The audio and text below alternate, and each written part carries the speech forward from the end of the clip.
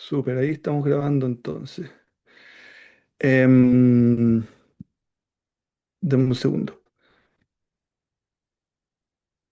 Ok. Ya, ¿me escucho bien? Sí, Sí. Quisiera, bueno, partir saludándoles. Espero que hayan tenido una bonita fiesta. Em, Me gustaría antes, y como lo hicimos las otras veces, que pudiéramos como saludarnos, prender las cámaras los que puedan y poder mirarnos un poquito en la cara y saludarnos ahí. Hola Germán, hola Tamara. Marco, hola Mari, hola. Ya retomando la vida normal después de estas mini vacaciones, celebraciones. Hola Jenny, Joana, hola. ¿Qué tal? Mixalis, no sé si será. ¿Quién más podría prender las cámaras para mirarnos un poquito, darle algo de encuentro humano al Zoom? Que como dijimos la otra vez, nos entrega una buena opción de poder juntarnos, pero tiene algunas desventajas. Entonces la cámara ayuda muchísimo. ¿Cómo estás, Lisette? Fermín, Rosa, Alejandra, ¿quién más? Ya somos 27.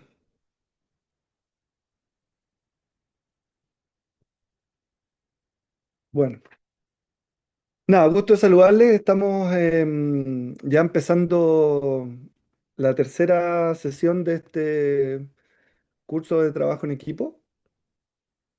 Em, y para comenzar ya, voy a compartir pantalla con la presentación que nos apoya siempre.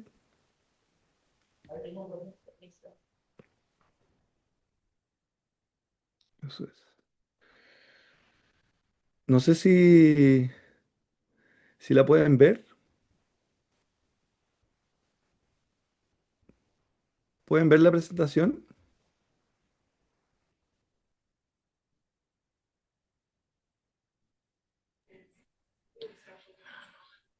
¿Se puede ver? sí, se ve. Ya, perfecto. Vamos a. No, está abierta la presentación. Ahí sí, ahora sí. Ya, perfecto. Voy a. Entonces, miren. Este es el curso de trabajo en equipo. Ya lo recuerdan, ¿no? Tuvimos una pequeña pausa entre medio para dar espacio a un trabajo que ustedes tenían que hacer y luego vinieron las fiestas. Así que volvemos a retomar en la tercera sesión de este curso de trabajo en equipo. Les quiero recordar siempre nuestras condiciones de éxito que tienen que ver con estar conectados con la capacitación, presencia presente, ¿no? Tratar de dejar de lado, ya lo hablamos la otra vez, un poco las tareas cotidianas del trabajo y tratar de conectarse con lo que vamos a conversar, lo que vamos a intentar repasar aquí. Que participen lo más que puedan, que levanten la mano, que interrumpan, que den su opinión. Eso es fundamental para que logremos un proceso de aprendizaje más activo, más nutrido. Tomar notas siempre es interesante que usted tenga su propio cuadernito ahí, vaya tomando las notas de los puntos que le parezcan relevantes, entendiendo que aquí la idea es que logremos construir un conocimiento nuevo, ¿no? Y ese conocimiento nuevo se construye en base a la propuesta que el curso trae, que el curso tiene, yo creo que yo les pueda comentar de acuerdo a mi experiencia, pero aquí lo fundamental también es que ustedes complementen con la experiencia que ustedes traen, que es en realidad el lugar donde se va a aplicar las competencias que estamos intentando desarrollar. Así que tomar nota siempre es útil. Y lo otro es tratando de vincularlo también con la presencia presente, silenciar los teléfonos, tratar de dejar al lado los teléfonos por un ratito y veamos cómo nos podemos concentrar en este trabajo que estamos haciendo ahora. Para partir quisiera preguntarle un poco, y lo pueden ir agregando al chat, ¿cómo llegan a este encuentro? ¿Cuál es la emoción prevalente? Teniendo en cuenta que ya la primera sesión vimos algo sobre el reconocimiento y la gestión de emociones, sobre los estados de ánimo y cómo las emociones están detrás de esa disposición que tenemos al contacto con otros hacia la tarea. ¿Cómo están? ¿Cómo llegan a este encuentro? Si quieren lo pueden decir o lo pueden anotar en el chat.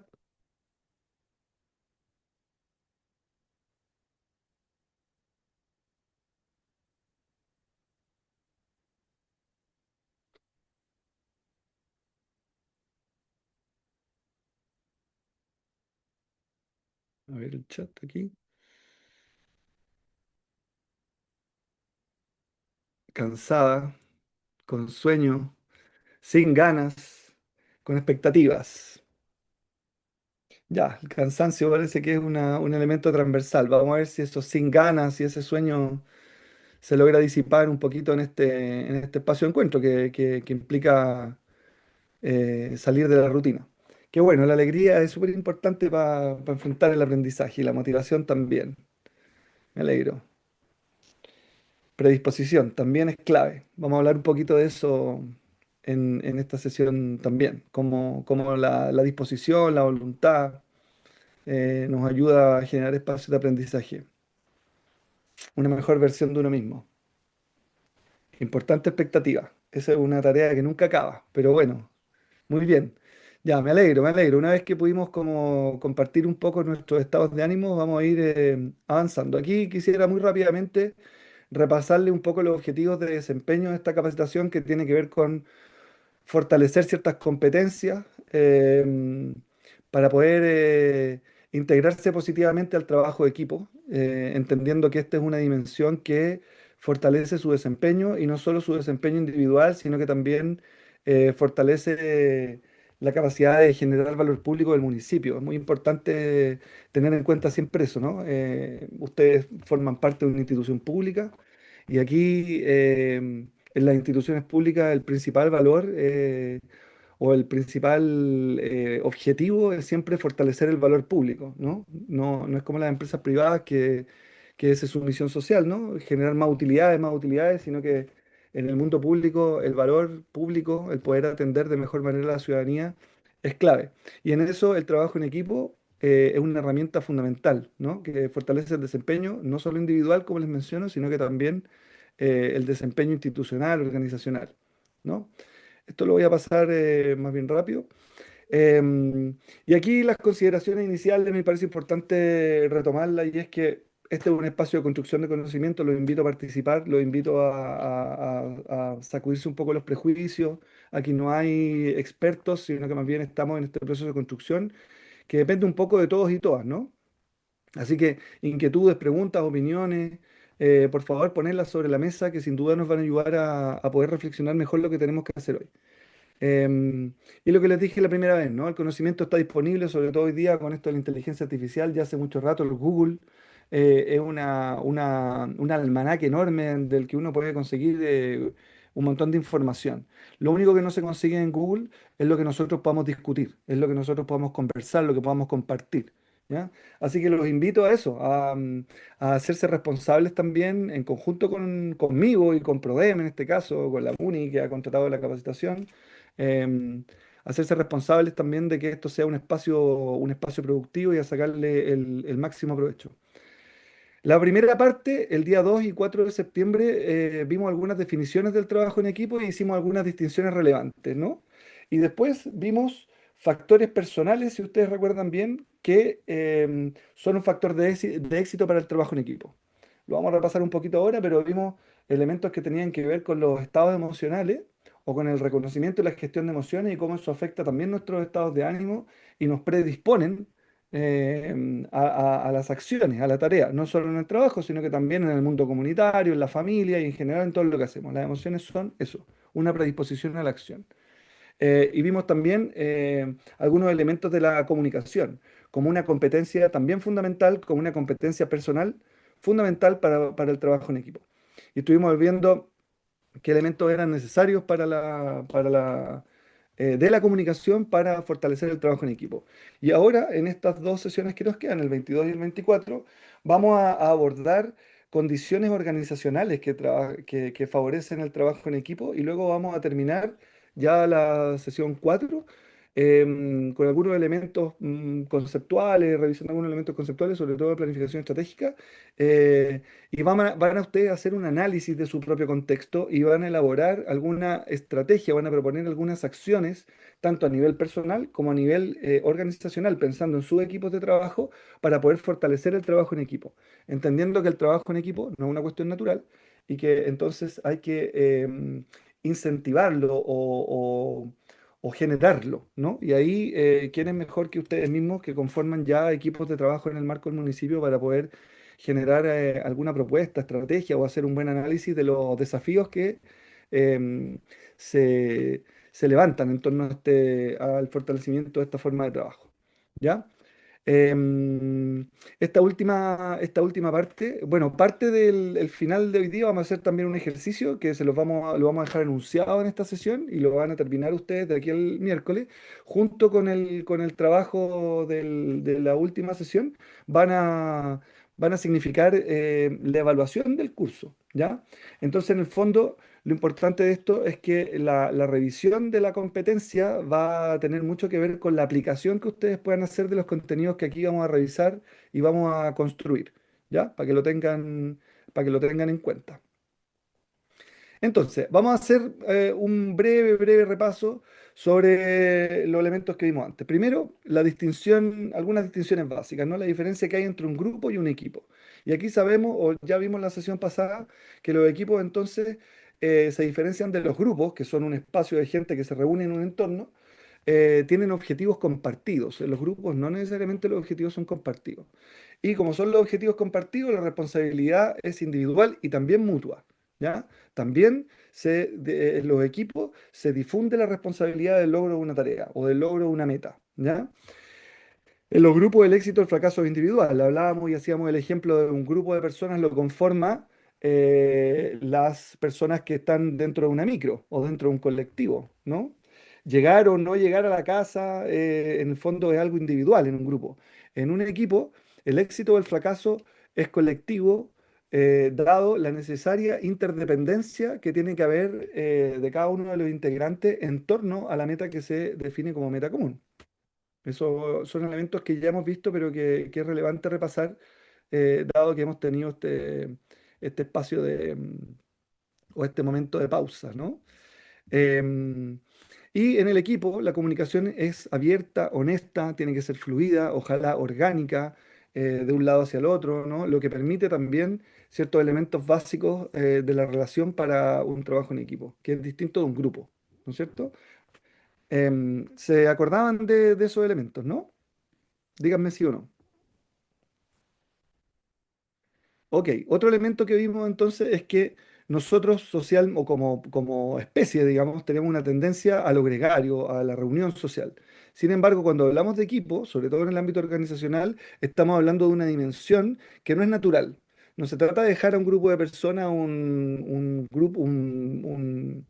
porcentaje de tiempo ahí macerando para que en el fondo empiecen a trabajar en torno a una meta común y fortalezcan su eficiencia o mejoren su desempeño y logren todas las habilidades que ya dijimos que eran necesarias para poder trabajar en equipo, sino que como dice ahí, em, se requiere una serie de condiciones que deben ser intencionadas desde las habilidades personales a las condiciones organizacionales y estructurales del contexto de trabajo para que se conforme un equipo.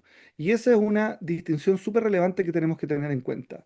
No se trata de porque estamos compartiendo la oficina o porque trabajamos en el mismo departamento o porque somos todos funcionarios y funcionarios de la municipalidad, entonces vamos a conformar equipo solo por definición o por generación espontánea, sino que hay que generar ciertas condiciones. Y esas condiciones son personales, ya vimos parte o profundizamos en las personales en las sesiones anteriores, y hay que también tener en cuenta ciertas condiciones organizacionales, que también dependen de las personas, en la medida de que sean capaces de colaborar en su construcción o pedir que se den, ¿no? Eso es un elemento importante también. Entonces, vimos que los elementos centrales del trabajo en equipo es que tiene una función sistémica, no tiene una función lineal, pero lo fundamental es que el trabajo en equipo se ordena o se ancla en base a objetivos comunes que además son compartidos y validados. Eso ya lo hablamos. No se trata de que todos conozcamos cuál es la meta, sino lo compartimos y no lo validamos como un objetivo en el que todos nos beneficia. ¿Ya? Objetivos comunes, compartidos y validados. Luego de eso, cuando ya tenemos ese elemento básico, tenemos las lógicas de comunicación efectiva e intercambio de información, ¿no es cierto? Que se empiezan a dar cuando somos capaces de reconocer objetivos comunes, compartidos y validados. Luego que tenemos esos canales de comunicación efectiva y tenemos cierto intercambio de información respecto de la naturaleza de la tarea, respecto de las condiciones contextuales en las que vamos a trabajar, etcétera, empezamos a definir roles, a definir tareas y a generar cierta estructura de la organización que nos va a permitir afrontar esa tarea que definimos como común y compartida y validada de la mejor forma posible, ¿no es cierto? Y luego, en último término, cuando ya tenemos objetivos comunes compartidos y validados, tenemos comunicación efectiva, intercambio de información, roles y tareas definidas, más una estructura en la organización, somos capaces de generar compromiso y con ello estrategias de cooperación con las tareas compartidas. Esto es circular no en vano, sino que porque el trabajo en equipo, para entender la lógica del trabajo en equipo, vamos a entender esto de modo sistémico. Aquí no hay necesariamente la cabeza y la cola en un elemento secuencial, sino que esto funciona de manera circular. A veces el compromiso y la cooperación baja, a veces la comunicación falla, o a veces se logra primero el compromiso y luego se fortalece la comunicación. Los objetivos comunes y compartidos no siempre se dan de manera inmediata, no son necesariamente un insight, sino que necesitan un tiempo, necesitan quizás también compromiso, quizás también definición de roles, ¿no? Estas tareas van funcionando de manera sistémica, ¿no? De manera no necesariamente de modo lineal. Y eso es importante tenerlo en cuenta, ya lo vimos en el trabajo en equipo, son distinciones básicas. Y luego vimos que todos los equipos de trabajo, en general, pasan por lo menos por estas cuatro etapas, que es la formación, en la que los miembros del equipo se encuentran, se reconocen, luego viene el debate, en la que generalmente se empiezan a discutir, luego del intercambio de información se empiezan a discutir los roles, se empiezan a intercambiar las habilidades diferenciales que siempre hay en un equipo. Viene luego el proceso de normalización en la que el trabajo ya se establece y se inicia en torno a la meta, y luego la etapa de desempeño, que es el momento peak en el que un equipo ya ha logrado superar la etapa de formación, debate y normalización y logra acercarse de la manera más efectiva posible al cumplimiento de la meta. Estas cuatro etapas también están puestas de manera didáctica aquí linealmente, pero funcionan en el mismo sentido del cuadro que vimos anterior. Es sistémico, ¿no? Entonces, un grupo puede pasar por la formación, el debate, la normalización, el desempeño y luego volver a la formación a propósito de algún elemento o algún cambio, sale algún integrante, cambia la naturaleza de la tarea, se disminuyen los recursos, se acaba el presupuesto, se nos viene encima alguna urgencia ministerial, qué sé yo. Y volvemos a la etapa de formación, debate, normalización, desempeño. Vamos saltando en esta etapa. Lo que sí es importante saber es que un equipo, cuando ya logra cierto nivel de organización, ya se conoce, ya las personas que están dentro han logrado un mínimo de comunicación e intercambio, el tiempo que tomen estas cuatro fases de un equipo a subir una tarea será más corto. O la capacidad de adaptarse o superar estas etapas será más corto también en la medida que un equipo ya tiene más roce, tiene más elementos compartidos o ha logrado un nivel como de expertise respecto de alcanzar la meta o del tipo de trabajo que tiene que hacer mayor. Sin embargo, inevitablemente un equipo no es que lleguen al desempeño y se queden en el desempeño permanentemente, sino que probablemente por algunos cambios en el contexto que siempre están, van a volver a la etapa de formación, van a volver a la etapa de debate, van a volver a la etapa de normalización y esta vuelta y movimiento sistémico de estas cuatro etapas eh, también es un elemento de ajuste para que los equipos vayan funcionando y adaptándose a nuevas tareas o a nuevos requerimientos de la misma tarea o a incorporar elementos nuevos de la naturaleza de la tarea y vayan entonces alcanzando a través del trabajo en equipo mayor eficacia en el cumplimiento o en el logro de aumentar el valor público, hablando del caso de un municipio, ¿no? Y luego hablamos de estas 5 elementos que son claves y que siempre hay que tenerlas en cuenta como, como máximas del trabajo en equipo. Hablamos de las 5 C del trabajo en equipo. Y nuevamente, volviendo a la lógica sistémica, tenemos en torno a las metas comunes, validadas y compartidas, la comunicación, la capacidad de coordinarse, es decir, de establecer ciertos mecanismos en los que yo, hasta dónde llega mi tarea, hasta dónde llega mi responsabilidad, de qué manera mi responsabilidad y mis productos comparten o colaboran con la tarea del otro, ¿no? Coordinación. Luego el espacio de la confianza, que también se genera en los equipos en la medida de que se va ampliando o se va aumentando la experiencia de trabajo en equipo, se va aumentando la confianza, la capacidad de delegar, la capacidad de soltar también para que el otro la asuma. La confianza es necesaria también para que dentro de un equipo de trabajo se incorporen formas distintas de alcanzar el mismo objetivo, que también es un elemento que a veces cuesta en los equipos. Cuando yo tengo que delegar, cuando yo tengo que coordinar, quiero que mi compañera o compañero haga la tarea igual como yo la hago o igual como a mí me resultó. Ahí es importante entonces que juegue un rol fundamental la confianza que se va adquiriendo en los distintos integrantes del equipo para que yo pueda delegar sabiendo que el otro va a alcanzar la meta por el camino que más le acomode, ¿no? La colaboración, que implica eso, un trabajo compartido, mancomunado, en el que mi responsabilidad en la colaboración es donde se construye la responsabilidad mutua, ¿no?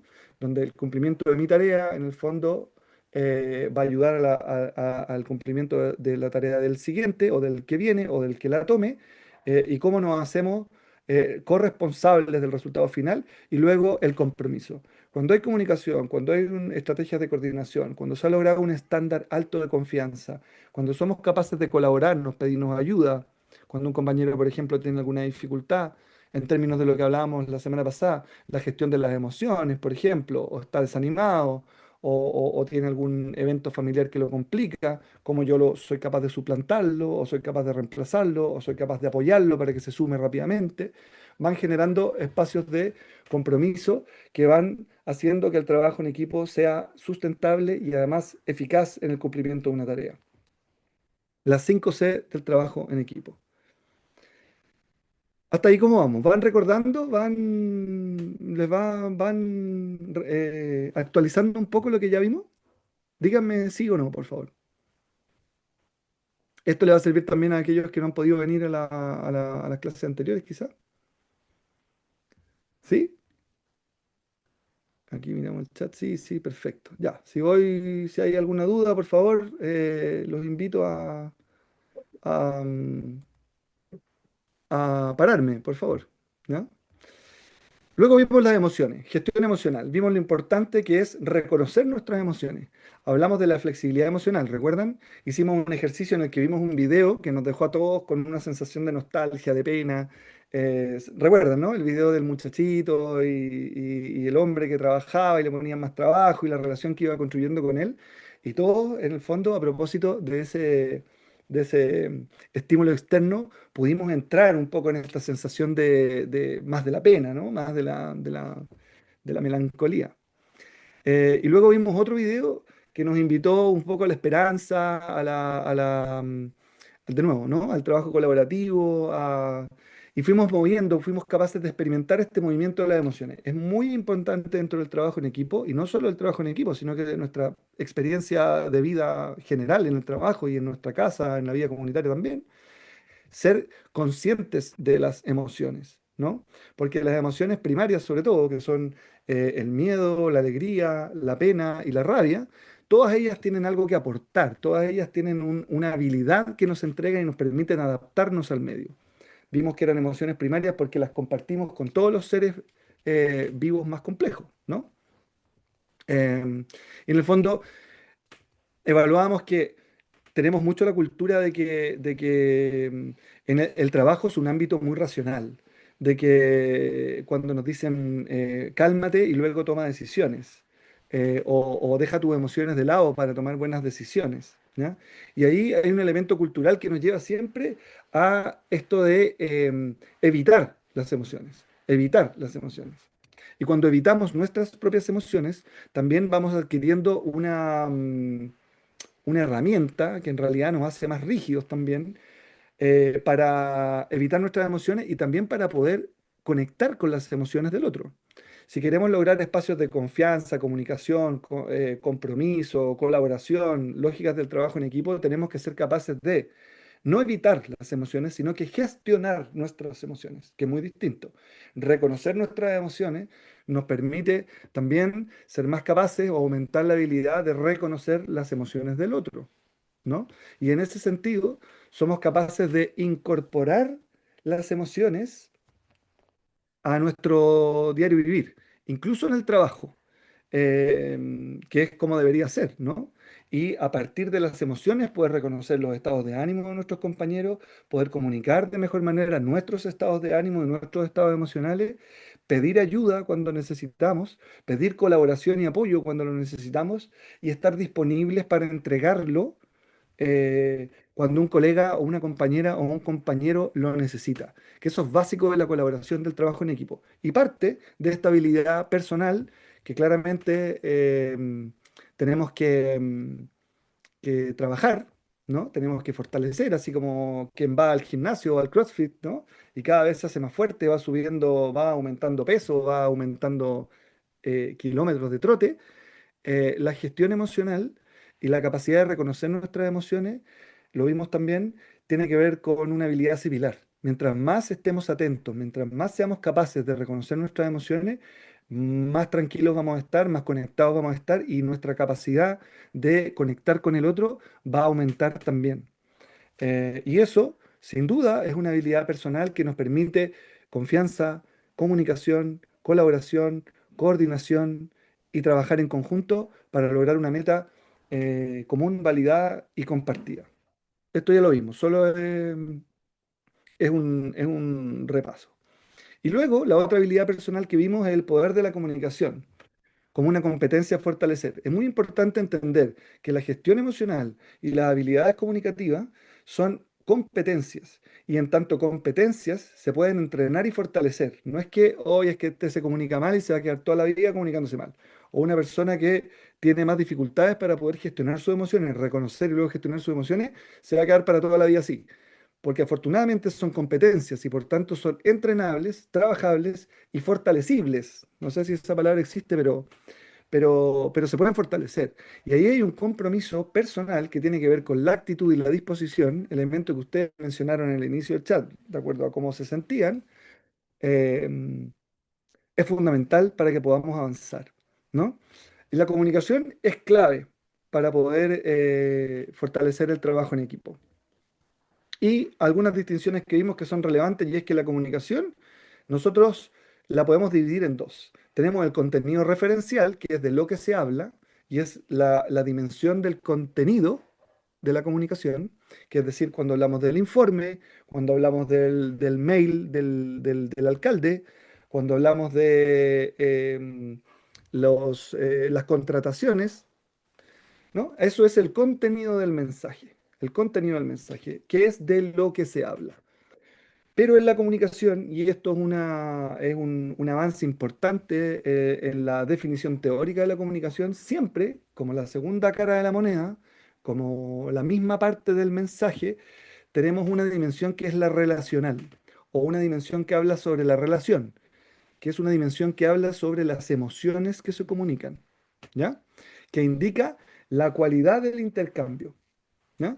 Entonces, siempre en un mensaje, aunque nosotros estemos hablando de lo referido en el mundo, del informe, del mail, de la fiesta del compañero, o perdón, de la fiesta de la hija de 15 años que quiere una fiesta, siempre a la otra cara de la moneda de ese mensaje hay una dimensión que está hablando de la relación que se establece entre las personas que se comunican. ¿Ya? Esa dimensión de la relación, que está muy cargada de lo emotivo, que está muy cargada de lo emocional, es una dimensión que también culturalmente eh, eh, estamos muy entrenados a obviar, a no reconocer, a no mirar. Y en la comunicación muchas veces los problemas ocurren porque intentamos resolver un problema de relación en el marco o hablando solo del contenido. No sé si esa distinción quedó clara. Me dicen ustedes, si no, para profundizar un poco más en aquello. ¿Se entiende? ¿Se entiende bien, no? Esto es fundamental. Ustedes lo van a trabajar en todo caso en el de comunicación asertiva que empieza mañana, entiendo. Pero esto es súper importante tenerlo en cuenta porque nosotros tenemos que saber que siempre los mensajes, por muy formales que sean, por muy retóricos que sean, siempre hay una dimensión que tiene que ver con lo emocional. Entonces, cuando un colega que todo el tiempo nos está fallando con un informe, nos dice que el informe, que el informe, que el informe, yo tengo que ser capaz de reconocer en su mensaje alguna emoción que hay detrás o algún elemento que tiene que ver con nuestra relación. Entonces, a lo mejor cuando él me dice que tiene problemas con el informe, me está diciendo que no se siente competente para lograrlo o que siente que yo no estoy respetando su planificación porque le estoy imponiendo plazos. ¿Ya? Eso no está dicho, o sea, no está dicho en el contenido, pero está dicho en la dimensión de la relación del mensaje, ¿ya? Que es importante tenerlo en cuenta.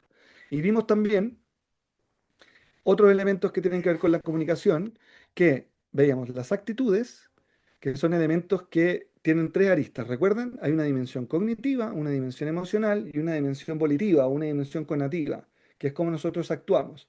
Hay una valoración cognitiva, esa valoración cognitiva genera una disposición emocional y luego la actitud se expresa en la conducta a propósito de esta triada. Y eso es importante en la comunicación, ¿ya? Después veíamos el tema de la percepción y hacíamos la distinción de que la percepción muchas veces nosotros la entendemos como si fuera un contacto directo con la realidad, como si lo que nosotros vemos o percibimos fuera la realidad. Pero nos dimos cuenta también, la clase anterior, que la percepción es un acto interpretativo. Y muchas veces lo que nosotros percibimos no es la realidad, sino que está eh, teñido o codificado en base a mi propia experiencia, a mi propio interés, a mi propia motivación, a mi propia forma de ver el mundo, ¿no? Entonces tenemos que saber para los procesos comunicativos que mi percepción no es la realidad. Y el otro elemento que veíamos es que para la comunicación es fundamental ser capaces de reconocer los contextos y la relación de simetría que se establece. Y así nosotros somos capaces de reconocer cómo nos vamos a referir o cómo vamos a hablar con el policía que nos está haciendo un control de tránsito, o cómo vamos a hablar con el amigo después del partido de fútbol o después de hacer CrossFit, ¿no? O en un asado, o cómo nos vamos a referir al jefe o a la jefa o a un compañero de trabajo en el marco formal. Estas tres aristas, más las distinciones que hicimos recién del contenido y la relación, son claves para poder entender cómo nos podemos comunicar bien y esto es fundamental incorporarlo cuando estamos enfrentados a una situación de trabajo en equipo. Esto desde la dimensión más personal, ¿no? Estas son habilidades personales. ¿Queda claro? ¿Sí? Y lo último que vimos, que es muy importante refrescar también, es que las relaciones humanas, así como siempre en nuestro comportamiento está teñido o están involucradas las emociones, porque son una manera en la que nos adaptamos al medio, incluso en el trabajo, aunque nos digan que el trabajo es algo muy racional o sea muy formal, en las relaciones humanas siempre, siempre van a haber conflictos. Por muy excelente comunicación que haya, por muy formalizado que estén nuestros cargos y responsabilidades, por mucha colaboración que haya, por muy comprendido y validado que esté la meta, en el trabajo en equipo, dado que tenemos puntos de vista distintos y dado que estamos mediados por nuestra percepción en el contacto con la realidad, siempre, siempre van a existir conflictos. Y esto lo vemos aquí claramente en la lámina, ¿no? ¿Cómo podemos resolver eh, eh, la disputa que hay entre estos dos individuos respecto de sus propios puntos de vista? Y ahí lo que aparece entonces, y esto ustedes también lo van a profundizar, es que los conflictos no se pueden evitar, así como no podemos evitar las emociones, las podemos gestionar. Y el conflicto también se gestiona. Y a propósito de la gestión del conflicto, es que nosotros vamos a transformar el conflicto en una división, en un elemento que limita el aprendizaje organizacional, que daña las relaciones humanas, que daña la confianza, que daña la colaboración, que daña la comunicación, o podemos transformar el conflicto en un espacio y una oportunidad de aprendizaje personal y organizacional. ¿Ya? Siempre va a haber conflicto. Y el conflicto hay que enfrentarlo y hay que gestionarlo. Ustedes van a ver esto en detalle, pero ¿cómo se hace eso? Bueno, con comunicación efectiva, con reconocimiento de nuestras emociones y la capacidad de empatizar con las emociones del otro, incorporando elementos de la estructura del trabajo, siendo humildes y siendo capaces de pedir perdón y reconociendo nuestros errores y generando aprendizajes que nos permitan avanzar. Entonces, siempre va a estar el conflicto. Hasta aquí hemos visto dimensiones personales que tienen que ver con fortalecer o que son necesarias o básicas para fortalecer el trabajo en equipo. Estas dimensiones personales es muy importante las distinciones que hemos hecho porque cada uno y cada una de ustedes tiene que reconocerlas para poder trabajarlas, para poder, como en el gimnasio, ¿no? Fortalecer este músculo de la comunicación efectiva, fortalecer este músculo de de la gestión emocional basado en la comprensión de cuáles son las diferencias que tiene un equipo con un grupo y de cuáles son los beneficios de trabajar en equipo para poder ir avanzando, ¿no? Este es un aprendizaje que no acaba y que depende mucho de nuestra predisposición.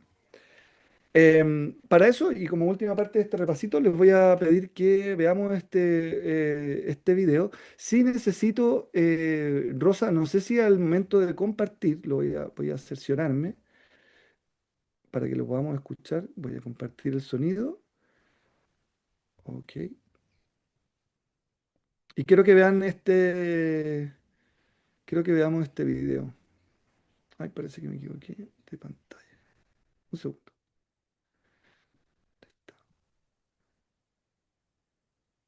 Ahí sí.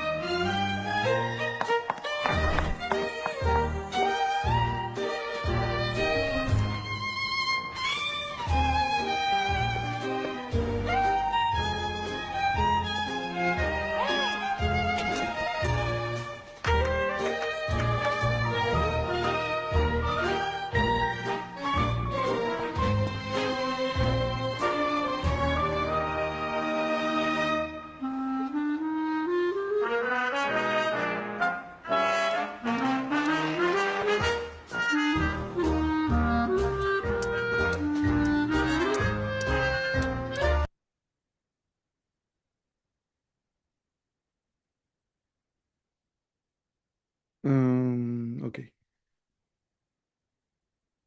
No sé cómo salir de pantalla. Ahí está. Oye, ¿lo habían visto el video ya o no?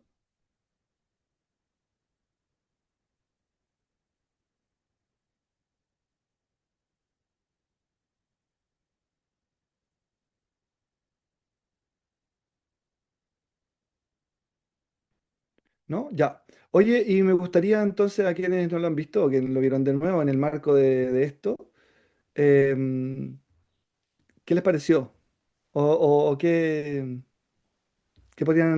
reflexión ven de esto?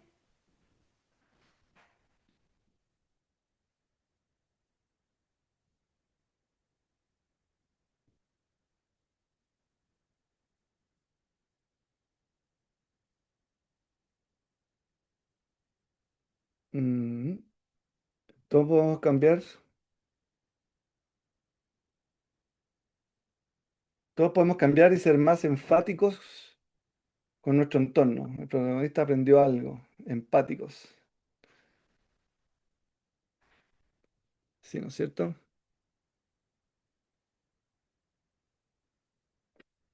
Lo importante de este video, lo que me interesa mostrarles es cómo hay que colocarse en el lugar del otro. Y tiene que ver con un tema de la actitud.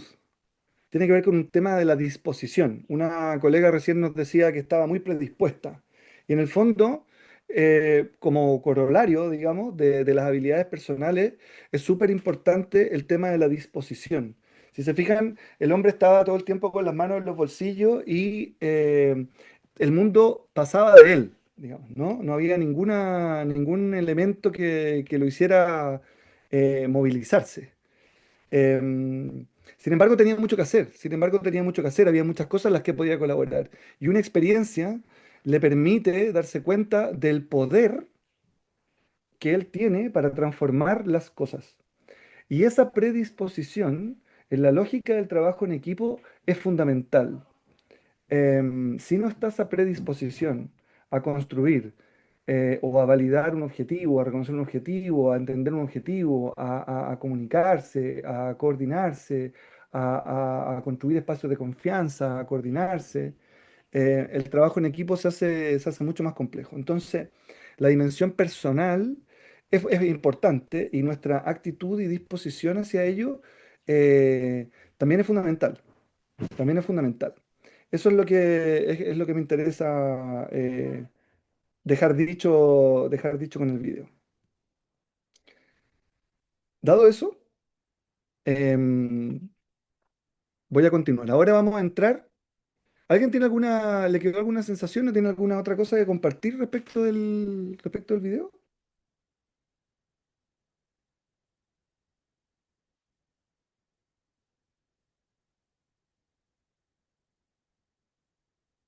¿No? Ok. Ya. Vamos, como decía anteriormente, ahora vamos a profundizar en elementos organizacionales que favorecen el trabajo en equipo. Aquí vamos a salir un poco de lo personal y vamos a ver algunos elementos organizacionales, que igual involucran lo personal, porque las organizaciones están hechas por personas, ¿no? Pero hay algunos elementos estructurales o algunos elementos organizacionales que favorecen el trabajo en equipo y eso es fundamental tenerlo en cuenta, ¿ya? Em, Perdón. Vamos a ver, el valor y la importancia del liderazgo como un elemento clave dentro del trabajo en equipo. Objetivos y funciones y tareas formalmente definidas y vamos a entrar un poco en los perfiles de cargo, que también es un elemento fundamental desde la estructura organizacional para fortalecer el trabajo en equipo. Y luego yo creo que ya en la cuarta clase vamos a ver la construcción de la meta común compartida y validada, que es la planificación estratégica. Cómo esta herramienta también es básica para que podamos fortalecer nuestra lógica de trabajo en equipo. Entonces se van a ir, o vamos hoy día y de aquí a la próxima clase, a reconocer dimensiones o ámbitos de desafío muy relevante en ámbito personal, pero también en el ámbito organizacional. Y eso implica una reflexión y un análisis crítico también de nuestros espacios de trabajo, de las personas con las que trabajamos y con las que ya formamos un equipo o con las que queremos formar un equipo. ¿Ya? Vamos a partir sobre el valor y la importancia del liderazgo. Y para eso, creo que volvamos a ver este pequeño video súper cortito.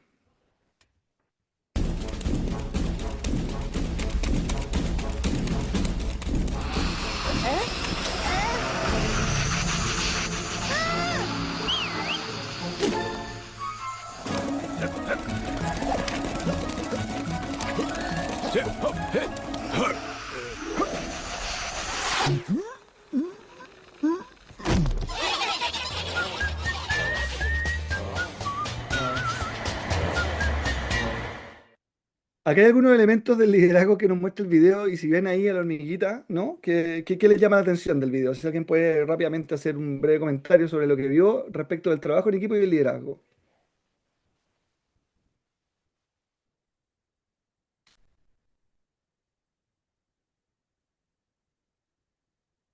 Chat. La unión es la fuerza, que todos cooperan, ¿sí? Ayudar, perfecto. Hay un líder y trabaja en equipo, perfecto. Aquí nos vamos a concentrar un poco en las características de esta hormiguita, ¿no? De la que hace, ¿no? Se fijan que hay una hormiguita que está haciendo un montón de señas. Ya, el equipo o los equipos funcionan en base al liderazgo y por lo tanto es una dimensión organizacional, estructural, fundamental que tenemos que mirar siempre, ¿no? El liderazgo. Y ahí me parece muy interesante la hormiguita porque da una serie de instrucciones, da una serie de instrucciones, sin embargo, luego al final él también salta, o ella, no sé, la hormiguita, salta y se hace parte de la bola que termina tapándole la respiración al dos hormiguero, ¿ya? Entonces, el valor y la importancia del liderazgo para el trabajo en equipo es clave. Y vamos a entrar aquí a hacer algunas distinciones que nos permitan o les permitan a ustedes, espero que ustedes puedan ahí traer su propia experiencia, hacer mejores distinciones respecto del liderazgo para poder avanzar hacia el trabajo en equipo. Y aquí tenemos, para hacer una bajada un poquito más conceptual, tenemos varias definiciones del liderazgo, ¿no? La primera, de Peter Sange, dice que la creación de un ámbito, que el liderazgo es la creación de un ámbito en el cual los seres humanos continuamente profundizan en su comprensión de la realidad y se vuelven más capaces de participar en el acontecer mundial, por lo que tiene que ver con la creación de nuevas realidades. Entonces aquí me podría decir alguien, si quiere participar, qué es lo que rescata, ¿no? Em, pero aquí rescato el tema de la comprensión de la realidad. O sea, estar atentos a los cambios, a la realidad que, por definición, es siempre cambiante, ¿no? Em, y participar de la construcción de esa realidad, ¿no? Creando nuevas realidades. Después la segunda de John Maxwell dice, conviértase en la persona que otros querrán seguir. Los líderes excepcionales son aquellos que consiguen que los grupos que dirigen desarrollen un rendimiento superior. Y aquí nos centramos fundamentalmente en el trabajo en equipo como una herramienta para aumentar el desempeño, ¿no? Estas dos definiciones están orientadas al liderazgo y la productividad, ¿no? Luego tenemos tres definiciones que están orientadas al liderazgo como orientación hacia objetivos, ¿ya? Y dice, la influencia interpersonal ejercida en una situación dirigida a través del proceso de comunicación humana, y ya vemos cómo la comunicación es fundamental, a la consecución de uno o diversos objetivos específicos, ¿ya? O sea, es comunicarse para dirigir una acción a uno o varios objetivos específicos. Actividad o el liderazgo, ¿no? Actividad o proceso de influenciar a la gente para que se empeñe voluntariamente en el logro de los objetivos del grupo. Y aquí el tema de voluntariamente es clave, porque en el fondo el liderazgo o un líder o lideresa debe generar o debería generar que las personas se sumen de manera voluntaria, no porque está escrito o no porque con eso va a conseguir otra cosa, ¿no? Pero de manera voluntaria, o no porque va a recibir una sanción, ¿no? Sino que es una actividad o proceso que permite influenciar a la gente para que se empeñe voluntariamente en el logro de objetivos. Y el liderazgo también implica una habilidad humana que logra la unión de un grupo y lo motiva para la consecución de ciertas metas. Este es de David Archer. Estos son definiciones de liderazgo que están orientados hacia la consecución de objetivos. Productividad, las que vimos antes, aquí consecución de objetivos. Y el último grupo de definiciones tiene que ver con el liderazgo y su capacidad de influir, ¿ya? Y dice, es la capacidad de persuadir a otro para que busque entusiastamente objetivos definidos. Es el factor humano que mantiene unido a un grupo y lo motiva hacia los objetivos. Y la tercera, o la segunda, de esta dimensión de la influencia de José Alberto Santos, dice, el proceso de influir sobre sí mismo, el grupo o la organización a través de los procesos de comunicación, toma de decisiones y despliegue del potencial para obtener un resultado útil. Esta definición incorpora el elemento de autoliderazgo. Es como yo soy capaz de motivarme a mí mismo y luego motivar a un grupo y luego a la organización. A través de la comunicación que permite la toma de decisiones y el despliegue del potencial, es decir, de las habilidades que cada una de las personas de un grupo o un equipo tiene para poder lograr coordinadamente el mejor desempeño de una meta. ¿Qué es lo que más les llama la atención de estas definiciones? ¿O las conocían, estas dimensiones del liderazgo, como factor fundamental del trabajo en equipo?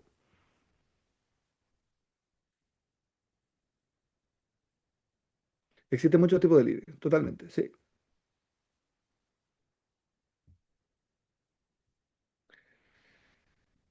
Súper. Si quieren, ya, ¿cuáles son los elementos fundamentales aquí? Vamos a destilar un poco todas estas definiciones para decir, ninguna persona es líder todo el tiempo, ¿ya? El liderazgo es una condición temporal que depende de la naturaleza de la tarea y en la que se exhiben ciertas habilidades y competencias. Entonces, el liderazgo, eh, lo que busco aquí es sacar el liderazgo de una dimensión atribucional de ciertas personas. Aquí muchas veces nosotros manejamos o se manejaba o circula un concepto de liderazgo como una dimensión que tiene que ver con dotes personales, con dones, con ciertas habilidades que una persona nace con ellas. Este es un líder nato o esta es una líder nata, ¿ya? Aquí vamos a entender el liderazgo más bien como una función del equipo, como una función grupal y que responde a cierta naturaleza de la tarea, ¿ya? Entonces, sí es importante tener en cuenta que no hay un equipo sin un liderazgo o sin un líder o lideresa y que no hay un líder si no hay un equipo que lo secunde, digamos, ¿no? Entonces, aquí de nuevo vemos cómo en el trabajo en equipo y en la función del liderazgo dentro del trabajo en equipo hay una función sistémica, ¿no? Solo hay un liderazgo en la medida de que hay un equipo que contribuye a que ese liderazgo funcione. No recae siempre en la misma persona, ni tampoco es una dimensión que se puede ejercer todo el tiempo, sino que para un equipo que trabaja eficazmente y que es capaz de moverse de acuerdo al cambio del objetivo o al cambio de la naturaleza de su entorno, ese liderazgo va a poder circular. Y aquí hay una diferencia fundamental, porque entonces, sobre todo en la administración pública o la administración municipal, donde el jefe o la jefa no necesariamente es o cumple esa función de liderazgo, ¿no? O podría ir cambiando también, dependiendo de la naturaleza de la tarea o cambiando dependiendo del liderazgo, no la función administrativa o la función de la jefatura o las responsabilidades que eso implica. Pero el liderazgo, como una función móvil, flexible, vinculada al trabajo en equipo, es una función que podría moverse de acuerdo a las distintas habilidades, al distinto compromiso, a las distintas motivaciones de los integrantes de un equipo y también respecto eh, de la naturaleza de la tarea.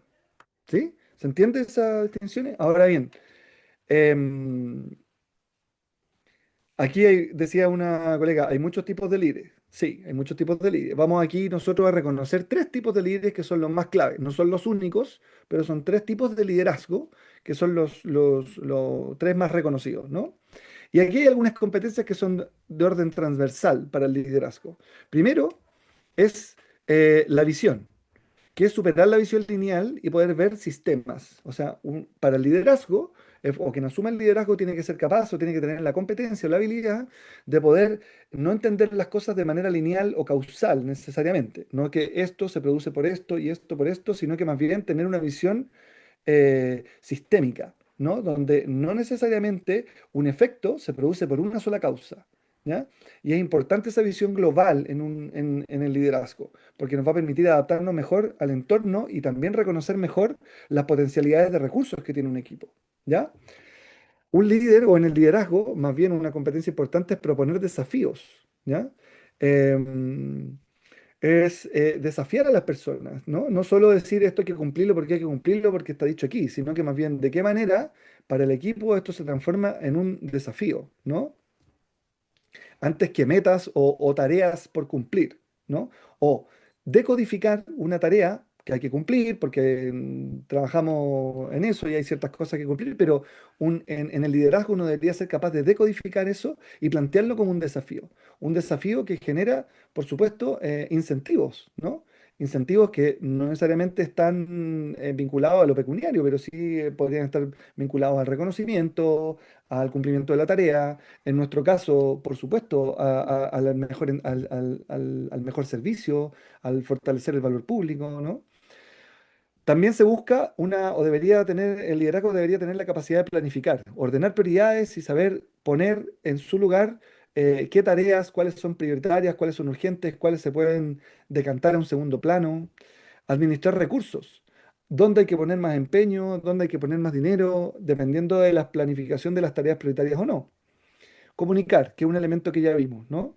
Construir puentes, em, establecer vínculos para poder fortalecer la confianza, despertar y motivar, ayudar a poner de pie a una persona cuando lo necesita, o a parte del equipo que se siente frustrado, por ejemplo, porque no conseguí una meta, o a una persona nueva que tiene que integrarse, también despertar y motivar y desarrollar a las personas, más que ir marcándose o marcando permanentemente los elementos negativos o las cosas que no se han logrado, ser capaz de marcar y proponer desafíos y validar lo positivo también, ¿no?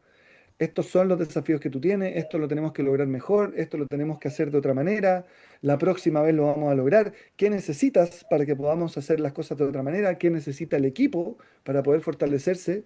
¿No? Ir compensando aquellas cosas. Y administrar conflictos, que ya lo vimos, un elemento que siempre va a estar en las relaciones humanas y desde el liderazgo es súper importante la capacidad Es la única forma de de... transformar esos conflictos en una capacidad de aprendizaje y no en una dimensión que, que impida, ¿no? O que impida el aprendizaje organizacional. Muchas veces nos pasa.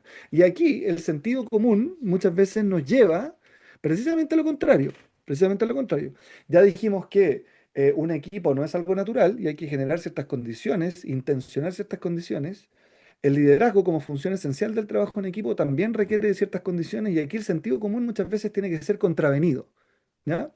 Entonces muchas veces el conflicto, en vez de gestionarlo, nosotros decimos, ya, pues oye, ustedes ya son grandes, aquí no estamos en el colegio, arréglense, fija.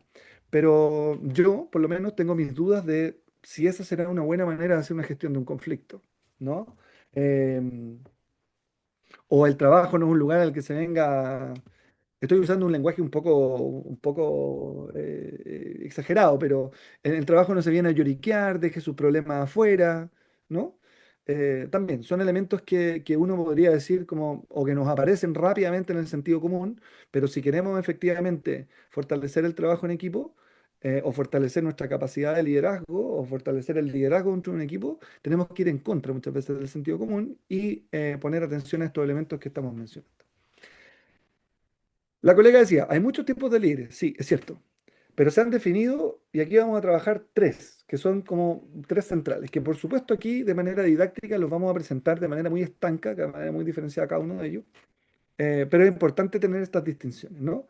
El primer tipo de liderazgo que vamos a revisar es el liderazgo autocrático o el liderazgo totalitario que le llaman también, ¿no? Que como ven ustedes ahí, es un estilo em, que pone el centro de poder mucho en el líder. La toma de decisiones está fundamentalmente en el líder. En esta forma de liderazgo, el líder es fundamental. Él es el que decide, o ella es la que decide. Y tiene un alto control sobre el desempeño del resto de parte del equipo. Em, Asigna tareas, establece normas, supervisa permanentemente y se desarrolla de mejor manera en contextos donde hay obediencia, ¿no? Donde yo te digo lo que yo soy el jefe aquí, yo soy la jefa aquí, haz lo que te estoy diciendo. Y como ven ustedes en el esquema, eh, la relación de colaboración, comunicación, coordinación se establece fundamentalmente entre quienes conforman el equipo y el líder, ¿ya? Es el líder el que determina cuáles son las funciones, cuáles son las funciones, ¿ya? Esa es una característica clave o sea, o así funcionan los liderazgos autocráticos. Em, las principales características son la centralización del poder, el control rígido, ¿ya? Establece metas y procedimientos de manera unidireccional. La participación en general en estos estilos de liderazgo es más bien baja, porque es el líder el que decide, él el que concentra el poder, o la lideresa la que concentra el poder, la jefa. La comunicación, como lo ven ahí en el flujo, es vertical. Es decir, de ella emanan las directrices, el resto obedece y luego la comunicación sube principalmente para reportar, ¿ya? Y el enfoque está puesto en la disciplina, ¿no? Predomina la obediencia y el cumplimiento estricto de las tareas. Aquí el enfoque está más bien centrado en el cumplimiento de la tarea, ¿no? El cumplimiento de la tarea del modo como el líder lo establece. ¿Ya? ¿Ha quedado claro la distinción del líder autocrático? ¿Sí? Chat. Es como la jefatura. Sí, bueno, sí, muchas veces como tradicionalmente o culturalmente se entiende la jefatura desde la jerarquía o desde el estatuto administrativo, que por definición es muy jerárquico. Sí, sí. Vamos a ir viendo el resto para que podamos analizar también. Luego tenemos perdón, ujú, el liderazgo democrático, que como ven ahí, es un estilo en el que el líder comparte la toma de decisiones. Se llama democrático participativo, ¿no? Y aquí la comunicación es más abierta y o se permite la corresponsabilidad, ¿no? La toma de decisiones y el poder no está centrado en el líder, sino que se deposita más bien en la comunicación y en las relaciones más bien orgánicas que se generan dentro de un equipo, ¿ya? Em, Como ven a ustedes aquí, la diferencia es que los seguidores tienen una relación de comunicación y colaboración y coordinación directa con el líder, pero también entre ellos se generan espacios de comunicación, colaboración y coordinación. Entonces, la circularidad o el traspaso de la información no está centralizada en el líder o la lideresa, sino que más bien circula, más bien, ¿no? Y muchas veces la toma de decisiones es colectiva. En estos espacios de liderazgo, em, la corresponsabilidad es mucho más fácil que surja, mucho más fácil que surja. Por lo tanto, el líder también tiene menos presión de responsabilidad, aunque si el líder es además el jefe, va a tener que ser siempre el último que dé cuenta, ¿no? Del cumplimiento o no cumplimiento, por ejemplo, de las metas qué sé yo, de los PMG. En salud le llaman los COMGES, los compromisos de gestión. Bueno, sí, pero en general la labor del equipo es mucho más circular, ¿no? Y no está puesto toda la responsabilidad sobre el líder. Entonces, la participación es mucho más activa, la toma de decisiones es más compartida, la comunicación es bidireccional y en muchos casos cuando un equipo ya logra cierto nivel cuando este liderazgo se establece y el equipo tiene un nivel de madurez, la comunicación es orgánica. Cuando le llamamos comunicación orgánica a una comunicación que va en todo sentido, ¿ya? No es vertical ni horizontal, sino que es más bien orgánica. Em, Genera o prevalece o permite, ¿no? El surgimiento de espacios de confianza y respeto mutuo, en el sentido de que aquí, como la responsabilidad es compartida, la posibilidad de delegar es mayor, ¿ya? Em, y la orientación hacia hacia el logro colectivo más alto también, ¿no? No solo hay obediencia, lo que no significa que muchas veces el líder indique, ¿no? O que un jefe, que además ocupa el rol de liderazgo democrático, en algunas ocasiones zanje algunas cosas, ¿ya? ¿Ha quedado claro más o menos el líder democrático? Supongo que sí. Me dicen, sí, sí, sí, perfecto. Si hay alguna pregunta, por favor, me interrumpen. Y luego tenemos el tercer líder, que es el líder liberal, o le llaman laissez-faire también, ¿no? En este estilo, la intervención del líder es mínima, ¿no? Es como que laissez-faire es como dejar hacer. Entonces aquí el líder quizás se encarga como de establecer que todo el mundo conozca la meta y luego la forma en la que se genera o en la que se llega a ella es una especie de circuito libre, en la que cada uno de los integrantes del equipo puede generar conexiones con el resto de los integrantes del equipo, puede seguir o no las directrices del líder, o puede establecer o trabajar en base a su propia experiencia, ¿ya? Em, el líder actúa más como un observador, como un facilitador, y establece más bien como la dirección de los recursos, ¿no? Entonces aquí como decía la compañera, es como el jefe. Bueno, esto estaría como un poco en el otro polo, ¿no? Si ustedes quieren, es lo que menos se ve en el mundo público, por lo menos, ¿no? En el mundo público. Em, y las características hay una alta autonomía de los miembros del equipo, Por suerte, o sea, por lo mismo, digamos, porque no hay mucha directriz. Entonces, la capacidad de trabajo autónomo, la capacidad de hacer como yo quiero o hacer como a mí mejor me resulta es muy alta. Hay una escasa supervisión. Por lo tanto, la responsabilidad del cumplimiento de la meta sube mucho sobre el equipo. Hay una delegación total, dado que el líder no cumple este rol directivo. Em, el líder más bien ocupa este rol de facilitador y hay una alta flexibilidad. Entonces se permite que el equipo gestione a su propio ritmo, de acuerdo a sus propias habilidades, cómo va generando las cosas. ¿Sí? Em, ¿Ha quedado claro? Ya, desde esta perspectiva, a mí me gustaría escucharles un poco. A ver, así, a bote pronto, entendiendo que esta es una división didáctica de los tipos de liderazgo. ¿Cuál para ustedes aparece así la mejor?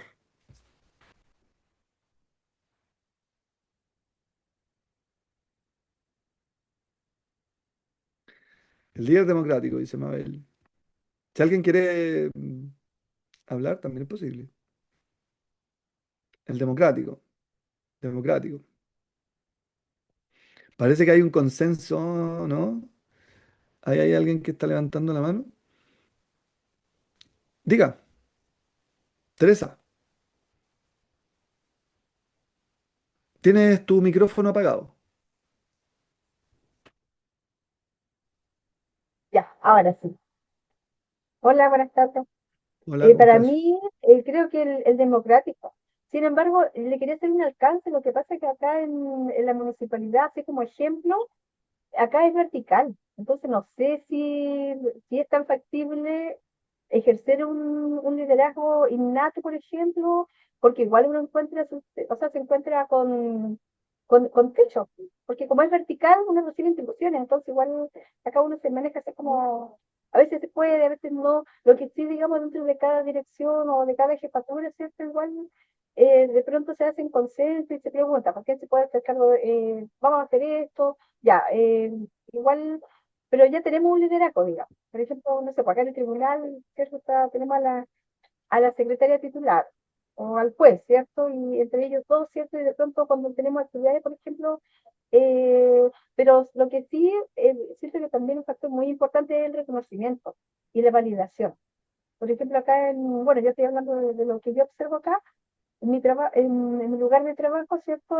Acá tenemos validación respecto de, por ejemplo, cuando hay actividades, quién lo hace las lleva a cabo de mejor forma, por ejemplo, o las organiza de mejor forma. Y entonces es súper importante la validación. Pues, por ejemplo, todos decimos, ah, ya tal persona. O si la persona se ofrece, sí, bien, qué sé yo, apoyamos.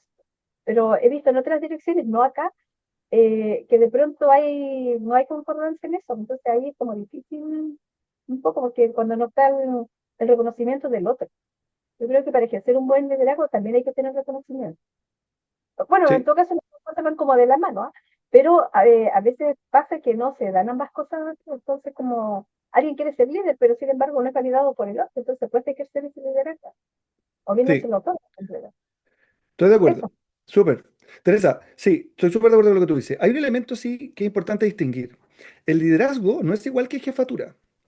El liderazgo es una función grupal, si lo entendemos como una función grupal, eh, o sea, idealmente todas las jefaturas fueran además, o tuvieran, o entrenaran, o fortalecieran sus capacidades de liderazgo, ¿no? Eh, bueno, pero no es lo mismo. No es lo mismo ser líder que ser jefe. Ahí entonces hay una distinción entre quien administra, digamos, en quien recibe la función adscrita, y lo vamos a ver un poco después en el tema de los perfiles, y que por lo tanto ocupa el rol de administrar, de ser jefatura, y de quién ocupa el rol de liderazgo y de qué tipo de liderazgo también.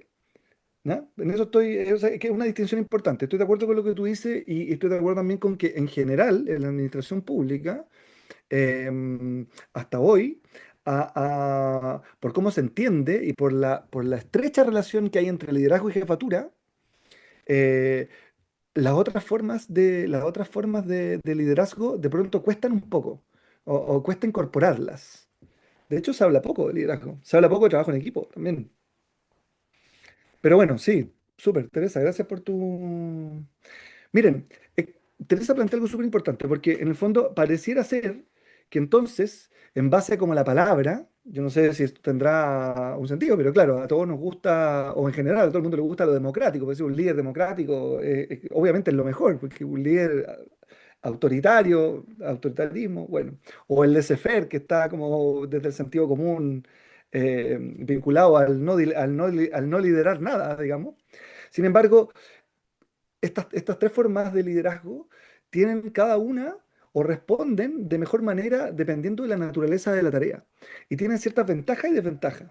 Entonces, el autoritario tiene la ventaja de que funciona muy bien en situaciones de crisis. Por ejemplo, ¿ustedes se imaginan a un líder democrático queriendo organizar los recursos necesarios para hacer frente a una emergencia, como una inundación o un terremoto?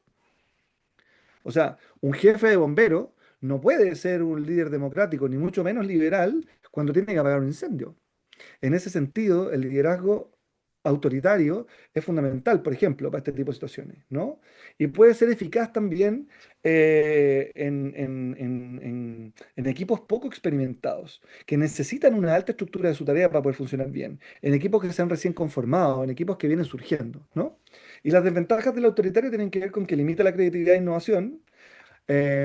Por ejemplo, en equipos de I+D, de investigación y desarrollo, o equipos que estén trabajando, por ejemplo, innovación en marketing, probablemente un líder autoritario limite de tal manera la innovación que ese equipo no va a poder cumplir con las tareas que pide el trabajo de publicidad y marketing, ¿ya? Em, y lo otro de desventaja del autoritario es que puede generar desmotivación en la medida de que distribuye poco la responsabilidad y clima laboral negativo, porque también es difícil, no permite mucho relaciones entre quienes son parte del equipo. Estas son ventajas y desventajas posibles, ¿no? Pero, y reduce el aprendizaje organizacional en la medida que concentra el poder solo en una persona, ¿no? Solo en el líder. Ahora, respecto al democrático, aumenta la motivación y el compromiso, dado que hay mayor participación, hay mayor comunicación, favorece la innovación y la creatividad, dado que las decisiones se toman en conjunto, o podrían, hay más espacio para que se tomen en conjunto, dado cuando hay un conflicto, hay un problema, oye, ¿cómo lo resolvemos? Y el resto participa, entonces hay más capacidad de innovar, de generar cosas nuevas. Este mismo espacio de comunicación más orgánica genera un mejor clima laboral porque permite, a ver, esto no es necesariamente, estamos hablando de como predisposiciones, ¿no? Em, entonces mejora el clima laboral, dado que fluye más la comunicación en todo sentido y desarrolla capacidades de liderazgo compartido. En un liderazgo democrático es más fácil que el liderazgo se vaya moviendo de una persona a otra dependiendo de la naturaleza y la tarea. ¿No? Si un equipo tiene que, por ejemplo, diseñar la actividad de fiestas patrias, hay uno que es bueno para gestionar todo eso, bueno, que se haga cargo. Si tienen que sacar adelante una planilla que tiene que ver con las metas del año y otros dos que son expertos en Excel o tienen todo muy ordenado, bueno, esas personas tendrán que asumir el liderazgo. Desde el liderazgo democrático es más fácil que esa movilidad ocurra, ¿ya? Y las desventajas es que puede ser más lento en la toma de decisiones, por eso que no sirve en un momento de crisis, ¿no es cierto? Porque tenemos que decidir dónde conectamos la manguera para apagar un incendio, ahí tiene que haber alguien que sepa dónde conectarla y el resto tiene que obedecer.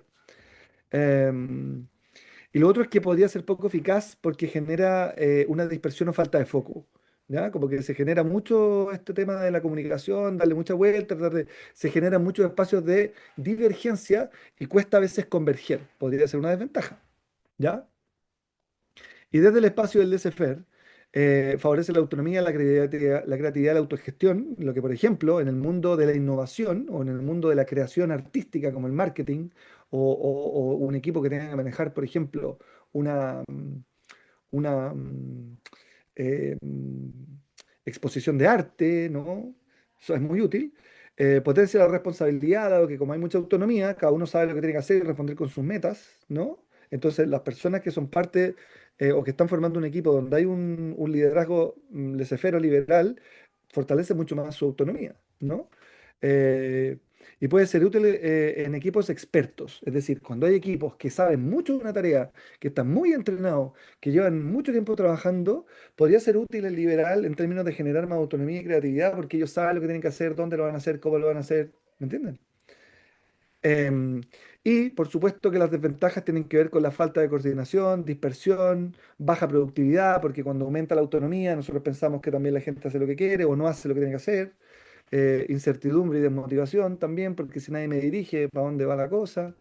Em, y debilita también el sentido de cohesión, dado que en el fondo también en esta libertad y autonomía es más fácil, es más difícil generar sentido de pertenencia. ¿Ya?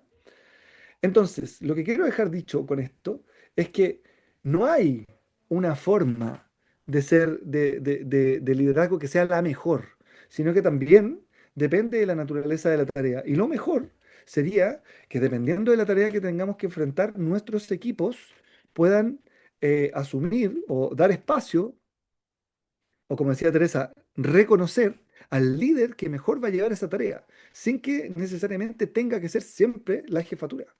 ¿Ya? Eso también es importante para el trabajo en equipo. Entonces, liderar no es una tarea fácil. Y aquí ustedes ven en el monito como muchas veces, oye, no, vamos para acá y el resto para allá. No, no es una tarea fácil. Requiere el entrenamiento de competencias personales y saber atender y descubrir la naturaleza de la tarea propuesta. ¿Ya? Necesitamos innovar, necesitamos dirección, necesitamos mayor autonomía en el equipo. Em, y el liderazgo más adecuado y sostenible es aquel que es capaz de leer el contexto, ser flexible y adaptarse a la naturaleza de su equipo y a la naturaleza de la tarea. ¿Ya? El líder o lideresa debe ser capaz de equilibrar adecuadamente el valor de la tarea y el valor de las relaciones humanas.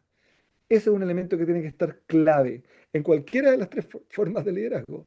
En el liderazgo autocrático, en el liderazgo laissez-faire o en el liderazgo liberal o en el democrático.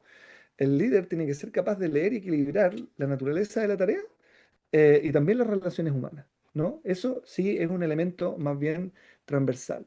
El liderazgo es clave para el trabajo en equipo y la capacidad de flexibilizar y moverse dependiendo de la naturaleza de tarea por los distintos estilos de liderazgo o movilizar el liderazgo en distintas personas del equipo le entrega al equipo también una capacidad de ser más sustentable y eficiente en el tiempo.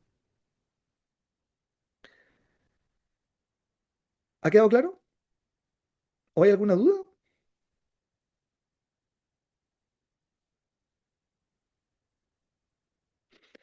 Bueno, y aquí tenemos, em, decíamos, creo que también un líder debe ser capaz de identificar problemas y ser resolutivo. Perfecto, claro. Hablábamos, ¿no? De una de las competencias del líder es gestionar conflictos. Y para gestionar conflictos hay que ser capaz de reconocerlo, ¿no? De todas maneras, lo que plantea María. Em, perfecto. Y aquí entonces vamos a entender la función del liderazgo. Está como un poco a medio camino, ¿no? Porque muchas veces, y aquí recojo lo que decía Teresa, el liderazgo podría ser como una competencia individual, pero también es una función del equipo, pero también organizacionalmente tienen que haber elementos que permitan que el líder se desarrolle, ¿ya? Em, el liderazgo también necesita ciertos espacios de autonomía para poder funcionar. O sea, y esto tiene que ver con cómo evalúan mi desempeño, ¿no? Y a ver, los jefes en el mundo público, y aquí no sé si vamos a estar de acuerdo, pero es mi opinión, muchas veces son más cercanos a lo autoritario y este liderazgo es casi inmóvil en el jefe, en los equipos de la administración pública. No sé si en la municipalidad de Antofagasta es así, pero me atrevo a decir que pasa mucho. Em, también porque la evaluación de desempeño de esos líderes también valora mucho la lógica vertical. O porque la evaluación de desempeño o las capacitaciones de esos liderazgos está muy vinculada al funcionamiento de un liderazgo autoritario, ¿no? O porque en la administración pública muchas veces somos o los líderes y los jefes o los tomadores de decisiones, quienes están en el más alto nivel, también son incapaces o no han sido capaces, no que sean incapaces, sino que no han sido capaces de descubrir cuáles tareas requieren en el ámbito público mayor innovación, mayor autonomía eh, y mayor participación de los equipos. Entonces, aquí, claro, muchas veces el jefe, el liderazgo, pero eso también tiene que ver con cómo está dada la estructura, y es un poco lo que decía Teresa. Lo importante es decir, el liderazgo para el trabajo en equipo es fundamental, es fundamental. ¿Por qué? Define y comunica la visión compartida. Ya sabemos que un equipo necesita de un objetivo común compartido validado. Diseña y coordina la estructura de trabajo, más en el ámbito público, ¿ya? porque tiene que clarificar roles, responsabilidades, saber escuchar y reconocer las habilidades diferenciales de su equipo. Muchas veces que las jefaturas desde lo autoritario o las jefaturas sin mucho incorporar el liderazgo como una función, siendo jefes, tienen a una persona que no le gusta y que es malo haciendo lo que la tienen haciendo. No sé si eso pasa. Y tienen a otra persona que le gustaría hacer eso y que es buena para eso, metida en otra función. Ya, entonces, ser capaz de diseñar y coordinar la estructura de trabajo, utilizando la comunicación, la empatía y la gestión emocional para saber en qué es bueno, qué es lo que te motiva más en la pega, es fundamental. Motivar y movilizar al equipo, que eso es algo que muchas veces en la administración pública tampoco pasa. Mucho, mucho con el látigo, mucho mal hecho, mucho mal hecho, mucho mal hecho, pero cuando se hacen bien las cosas hay poco reconocimiento. Cuando se hacen bien las cosas, hay, por decirlo de algún modo, hay mucha nota de demérito y poca nota de mérito. Poca nota de mérito. Es importante que desde el liderazgo exista la capacidad de motivar y movilizar al equipo. Facilitar la comunicación y la colaboración, también un elemento fundamental que para el trabajo en equipo que es importante que el liderazgo la establezca, ¿ya? Desarrollar competencias y potenciar talentos, también es súper importante. Cuando el liderazgo es capaz de reconocer habilidades en otro y le delega tareas y potencia competencia o reconoce cuál es el desafío que una persona tiene o que una parte de su equipo tiene en términos de competencia y le dice, oye, a la próxima capacitación de trabajo en equipo con Prodem, tú tenés que ir. O te recomiendo que tú vayas, o un desafío que tú vayas. Desarrollar competencia y potenciar talento. Gestionar conflicto y construir confianza, de eso ya lo hemos hablado. También hay muchas jefaturas que pasa mucho en el ámbito público, y me imagino que en el privado también, pero el público es el que yo conozco más, que empiezan a tomar decisiones en base a rumores o empiezan a tomar decisiones respecto del qué dirán. Entonces, ahí no, se ayuda a gestionar conflicto y no se ayuda a construir confianza. ¿Ya? La innovación y la adaptación al cambio. Crear condiciones para que surjan nuevas ideas, ayudar al equipo a responder con flexibilidad a entornos cambiantes. Y monitorear y evaluar resultados, que también es un elemento fundamental. El líder tiene que ser capaz también, o el liderazgo, o quien ocupa el liderazgo, tiene que ser capaz también de monitorear y evaluar resultados. Porque si no, ¿cómo va a reconocer las cosas que están bien hechas? ¿O cómo va a reconocer desafíos y brechas de competencias o necesidades de mejora y aprendizaje organizacional? Entonces el liderazgo también es el que va devolviendo, ¿no? El que va devolviendo. Es como la hormiguita, ¿no? Que le va diciendo, mira, por acá, por acá, por acá, tú ponte aquí, tú ponte acá, no te pongas allá, hazlo aquí mejor, escucha al grupo y después se suma a la tarea. Entonces monitorear y evaluar resultados también es fundamental y es una tarea del liderazgo para el trabajo en equipo. Hasta ahí. ¿Les ha quedado? ¿Hay dudas, comentarios, impresiones,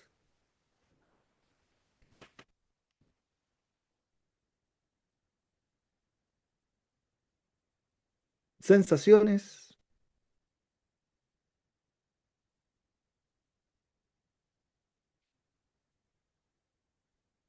Vamos bien, dicen. Ok, todo claro.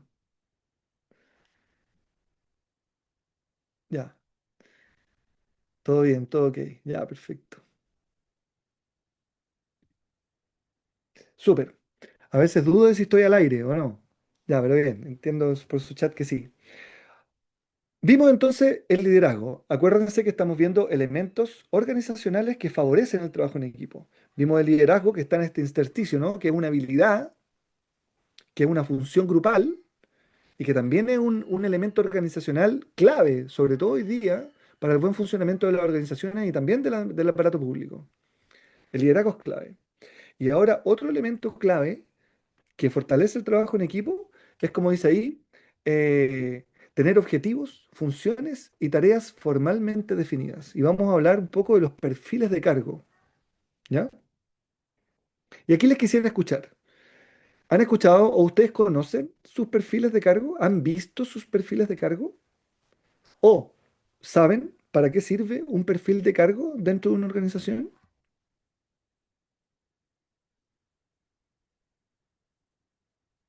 Si alguien quiere brevemente participar vocalmente, puede hacerlo también. Me gustaría saber quiénes de ustedes o cuántos de ustedes conocen sus perfiles de cargo o han visto alguna vez su perfil de cargo o su descriptor de cargo.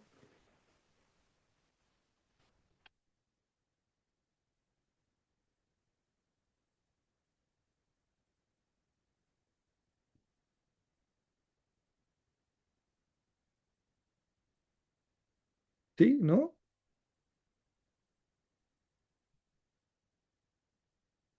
Perfecto, hay gente que se tiene que retirar.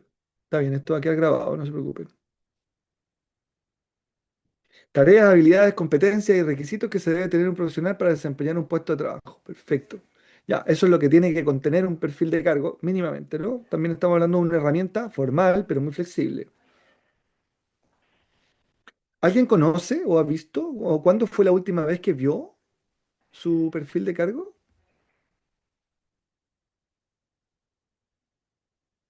El 2013, dice. Ya, perfecto. Esto es súper importante, ¿ah? Porque en general, y aquí en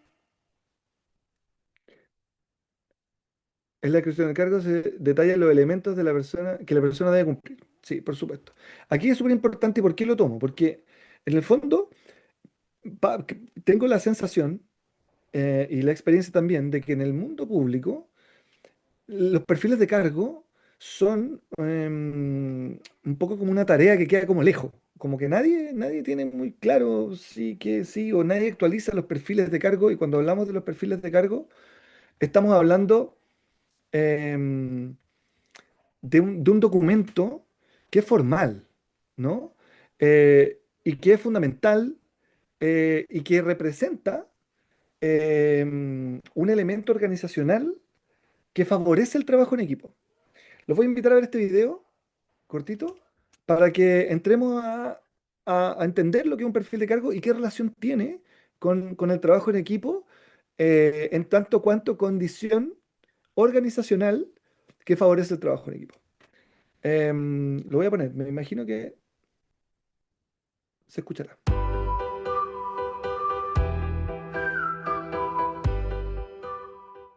Todas las organizaciones requieren de perfiles de puesto. Son necesarios para llevar a cabo buenos procesos de contratación, para asegurar que cada colaborador conozca su función dentro de la compañía o para medir el desempeño de cada colaborador y alentar su desarrollo. Y aún así, son pocas las organizaciones que dedican suficiente tiempo, análisis y estrategia en la creación de estos. O con frecuencia, tan solo se utilizan perfiles de puesto genéricos que no toman en cuenta las necesidades y objetivos de la organización. Bienvenidos a su canal Aprendamos Psicología. En esta ocasión veremos de forma rápida y sencilla qué es perfil de puesto y cómo se realiza. ¿Listos? Aquí vamos. Los perfiles de puesto son descripciones concretas de las características, tareas y responsabilidades que tiene un puesto en la organización, así como las competencias y conocimientos que debe de tener la persona que lo ocupe. El perfil de puesto tiene como objetivo principal facilitar a cualquier persona, interna o externa, tener un panorama general de la función del puesto dentro de la organización. La función de un perfil de puesto es permitir a las organizaciones ordenar sus procesos de reclutamiento, operación, capacitación y planeación. Ahora, ¿cómo se realiza un perfil de puesto? Número 1. Descripción general del puesto. Lo primero que debemos definir en un perfil de puesto es un resumen corto y preciso del puesto y su razón de ser dentro de la organización. Esta sección debe de permitir a la persona que lea el perfil, ya sea un reclutador, candidato u otro colaborador, darse una idea rápida del rol que tendrá el puesto dentro de la organización. Algunos apartados importantes en esta sección son objetivo del puesto, departamento al que pertenece, a qué puesto le reporta y qué puestos le reportan. Número 2. Formación del candidato. Es necesario saber qué perfil debe de tener la persona que lo ocupe. Debemos contar con lo siguiente: estudios, conocimientos técnicos, experiencia laboral, certificados, cursos, idiomas, entre otros.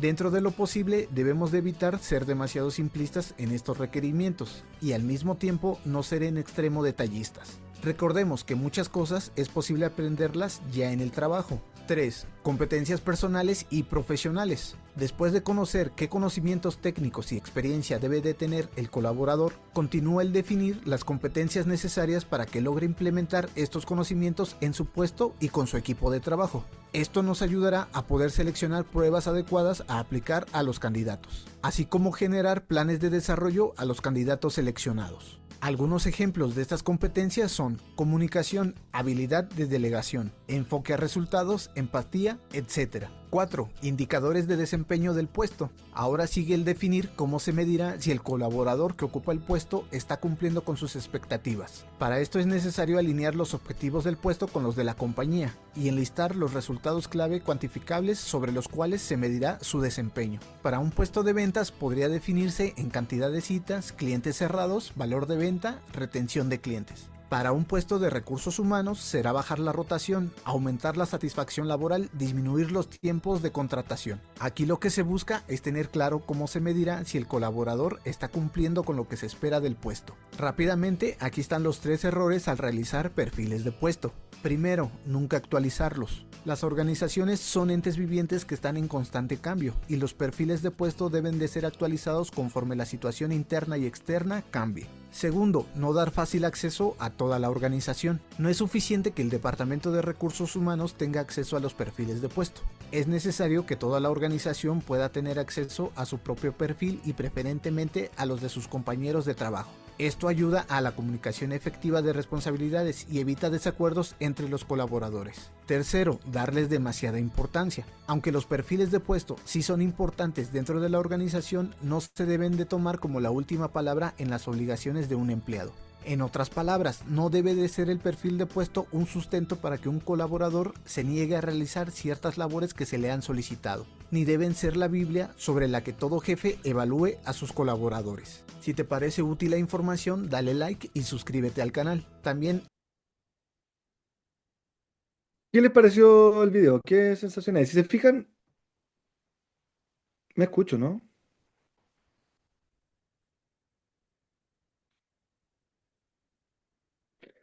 Si se fijan el perfil de cargo o el descriptor, em, cuando hablamos de perfil de cargo, hablamos del espacio del descriptor que habla de las competencias, pero en general se usa de manera indistinta, perfil o descriptor.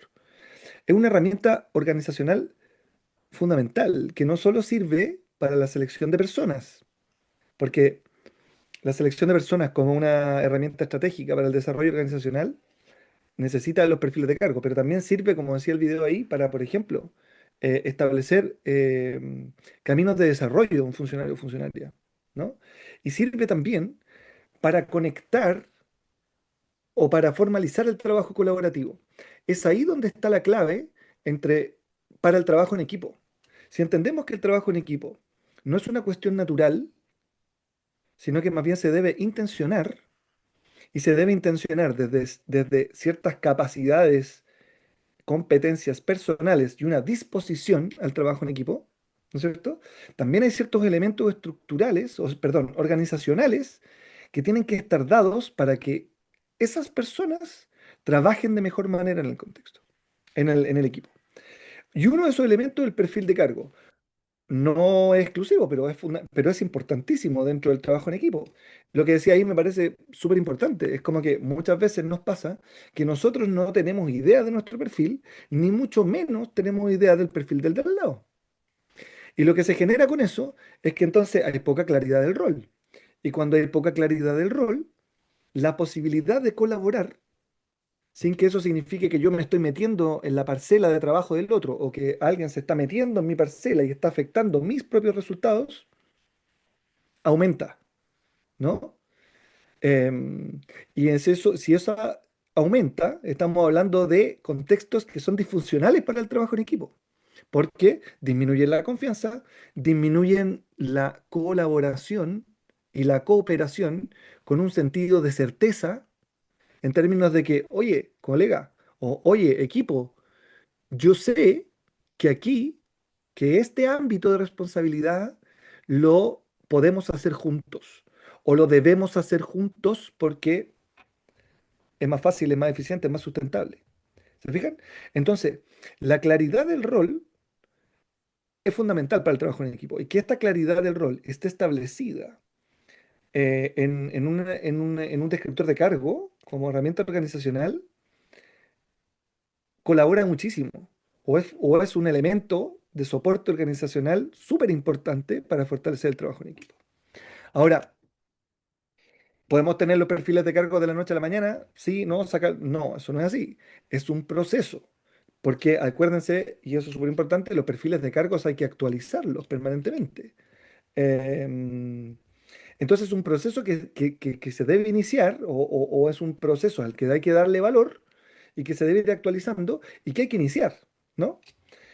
Entonces, ¿para qué sirve el perfil de cargo dentro de una organización? Es un documento técnico organizacional que detalla de manera clara y estructurada las finalidades, responsabilidades, funciones, competencias y relaciones jerárquicas dentro de un puesto de trabajo. Su objetivo principal es alinear el desempeño individual con la estrategia y la cultura organizacional. Y cuando hablamos de estrategia y cultura organizacional, podemos echar mano a este objetivo común, compartido y validado, ¿no? Que aparece entonces en los perfiles de cargo. O luego, que lo vamos a ver en la próxima, en los objetivos estratégicos de una unidad, ¿no? Ahí está, definido. Ahí tenemos que llegar. Una colaboración importante es que eso esté definido. Em, y en el marco del desarrollo organizacional, un descriptor de cargo no solo describe tareas, sino que también integra competencias técnicas necesarias, competencias conductuales o blandas, especialmente las relacionadas con el trabajo en equipo, em, comunicación y liderazgo colaborativo. Si se fijan, estas competencias que están establecidas o que se establecen en el perfil de cargo y que por lo tanto, estando en el perfil, van a servir para seleccionar personas, utilizando la selección como una mejor o una herramienta estratégica para hacer equipos de alto desempeño, pero también me van a servir los perfiles de cargo con estas competencias de trabajo en equipo, comunicación y liderazgo colaborativo, me van a servir para em, acortar brechas en competencias, ¿no? Entonces, si en un equipo yo siento que lo que nos falta para trabajar en equipo es mejorar la comunicación y el liderazgo, o fortalecer ciertas habilidades de gestión emocional, o que todo mi equipo conozca la herramienta técnica de uso de Excel o uso de cualquier tecnología, el perfil de cargo es el que me va a permitir a mí saber qué brechas tengo que cubrir y, por ejemplo, participar en el plan anual de capacitación para obtener una capacitación que me permita nivelar brechas en mi equipo. Cuando nivele brechas en mi equipo, voy a estar fortaleciendo la capacidad de que ellos trabajen colaborativamente, de que reconozcan y fortalezcan la comprensión de la meta común, de que haya mayor colaboración, de que haya mayor coordinación y de que haya mayor confianza para la obtención del trabajo en equipo.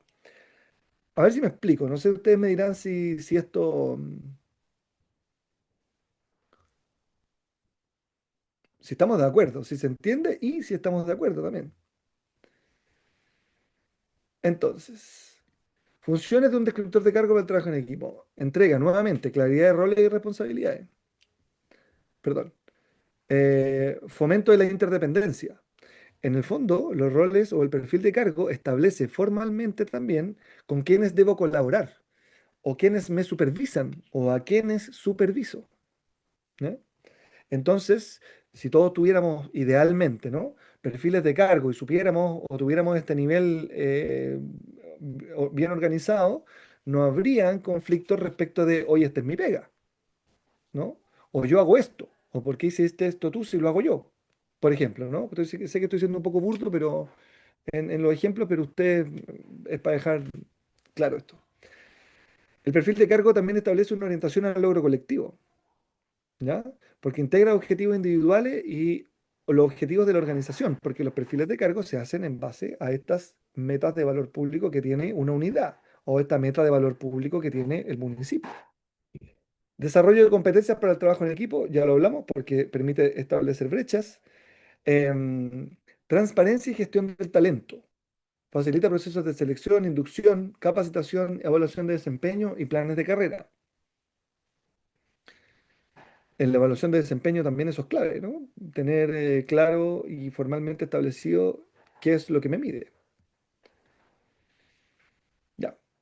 Y aquí tengo em, algunos ejemplos de un perfil, de perfiles de cargo. Entonces, para esto, yo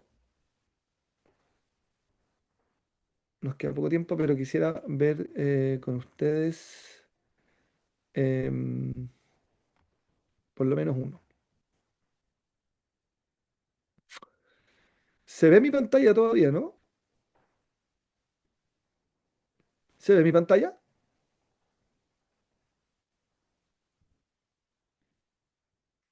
¿Sí? ¿Sí? ¿Sigo compartiendo? Sí, perfecto. Ya. Aquí tienen ustedes un ejemplo de descriptor de cargo. El asistente habla. Y si se fijan en el descriptor de cargo, esto es súper importante. El descriptor de cargo no es solo un documento formal. También, para poder construir este documento formal, implica un espacio de reflexión organizacional súper relevante. ¿Ya? Porque implica saber qué necesito, por qué lo necesito y a quiénes colabora. Entonces, la construcción del perfil de cargo es tan importante como el documento técnico formal. ¿Ya? Y si se fijan, este documento establece espacios, voy muy rápido quizás, pero miren, para que me entiendan. Nombre del cargo, tipo de cargo, ubicación del cargo, jefatura directa. Aquí muchas veces en los perfiles de cargo, o sobre todo cuando es para selección, se pone, por ejemplo, el salario, objetivo del cargo y funciones principales, ¿no? Función principal uno y cuáles son las tareas específicas para cumplir esa función. Acción clave o tarea uno, acción clave 2 o tarea 2, función principal 2. Entonces, el perfil de cargo establece en estos documentos cuál es mi ámbito de acción, pero para construirlo, eso implica un proceso de reflexión organizacional que es súper relevante y que ojalá se construya participativamente también. Podría construirlo el jefe o la jefa solo, pero probablemente va a ser mucho más rico el perfil de cargo si lo hace colaborativamente o permite pimponearlo con el resto del equipo, ¿no? Y el resto del equipo establece, por ejemplo, en funciones principales algunas tareas que tienen que ver, por ejemplo, con el trabajo colaborativo o con la coordinación con otro colega o otra colega. Si se fijan, entonces, desde el perfil de cargo se van estableciendo las condiciones estructurales para que el trabajo en equipo luego se enganche y funcione mejor. Entonces, funciones ocasionales, que son cosas que tengo que hacer solo de vez en cuando. Tipo de responsabilidad. Relaciones, que también tiene mucho que ver con el trabajo en equipo. ¿Con quién me vinculo y cómo? ¿Quién me supervisa? ¿A quién apoyo? ¿Quién me debe apoyar? ¿Con quiénes externos me vinculo? Y por supuesto, bueno, condiciones de trabajo, ¿dónde, no? En terreno, en la vía pública. Este es un modelo estándar, ¿no? Pero por supuesto que los modelos de perfil de cargo se van a modificar de acuerdo a cada organización y de acuerdo a la utilidad que tenga para cada organización. Y aquí estamos hablando de lo que hablábamos recién como del perfil, como el tema de las competencias, ¿no? Entonces, el tipo de estudio, el tipo de curso de certificación, em, y se establecen también algunas competencias. Este es solo para que ustedes lo vean.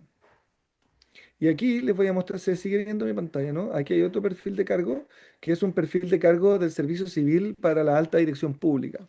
Si se fijan, es muy distinto el formato, tiene otras cosas,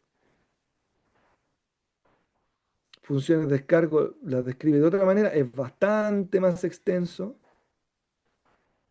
Esto se los podemos mandar para que ustedes tengan actores con quien se relaciona, etcétera.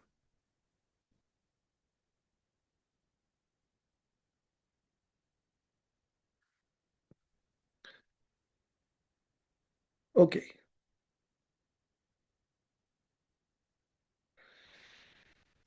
Necesito saber si hay alguna duda hasta aquí o si se entiende la relación, ¿no? Vimos entonces el liderazgo y los perfiles de cargo como elementos que son organizacionales y que fortalecen y favorecen el trabajo en equipo, ¿no?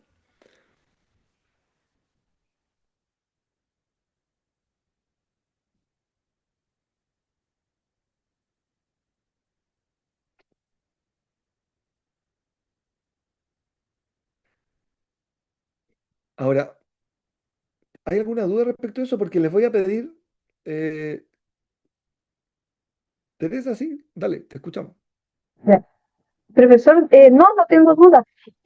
Solo aportar que en la teoría, sí, o sea, es como usted dice, ¿cierto? Yo creo que todos tenemos, o sea, conocemos más o menos lo que es el gestor de cargos, ¿cierto? Pero en la práctica, por lo menos acá institucionalmente, uno ve gente que está destinado para ciertas funciones, cumpliendo otras funciones de acuerdo a la necesidad de la institución, y que eso tampoco está mal, ¿cierto? Ujú. Pero no es tan efectivo así como que el 100% no es tan estricto, solo en la teoría. En lo que dice una cosa es lo que dice el documento, ¿cierto? Hay un descriptor de cargos, ¿cierto? Para el cargo, pero en la práctica muchas veces no se cumple. Pero también se entiende que es de acuerdo a las necesidades de la institución, porque igual todo es dinámico, porque cambian, digamos, de pronto cambia la administración también, entonces también pasa por eso. Sí, Se de todas vienen maneras. cambios, así que eso, Sí, solamente de eso. todas maneras.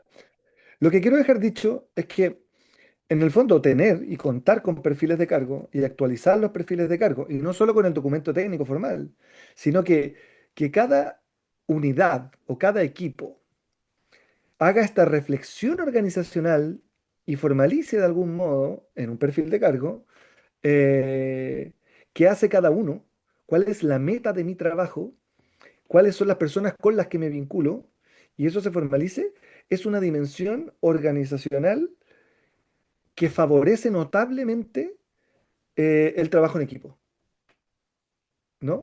Eso es lo que quiero decir. Eh, estoy- yo no me cabe ni la menor duda que los perfiles de cargo, hay un trecho enorme, o sea, aquí me arrojo, pero creo, probablemente en la municipalidad de Antofagasta, como en muchas municipalidades y como en muchos estamentos públicos, los perfiles de cargo si existen, se han construido hace mucho tiempo y no se han actualizado, em, y para los cargos nuevos no se han hecho.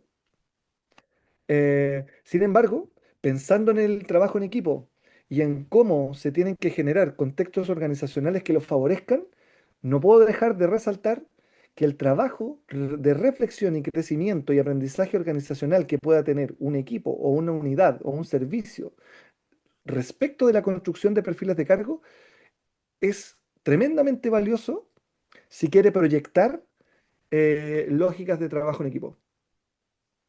Porque en el fondo establece estos espacios de colaboración formal, ¿no? Y eso facilita mucho el trabajo.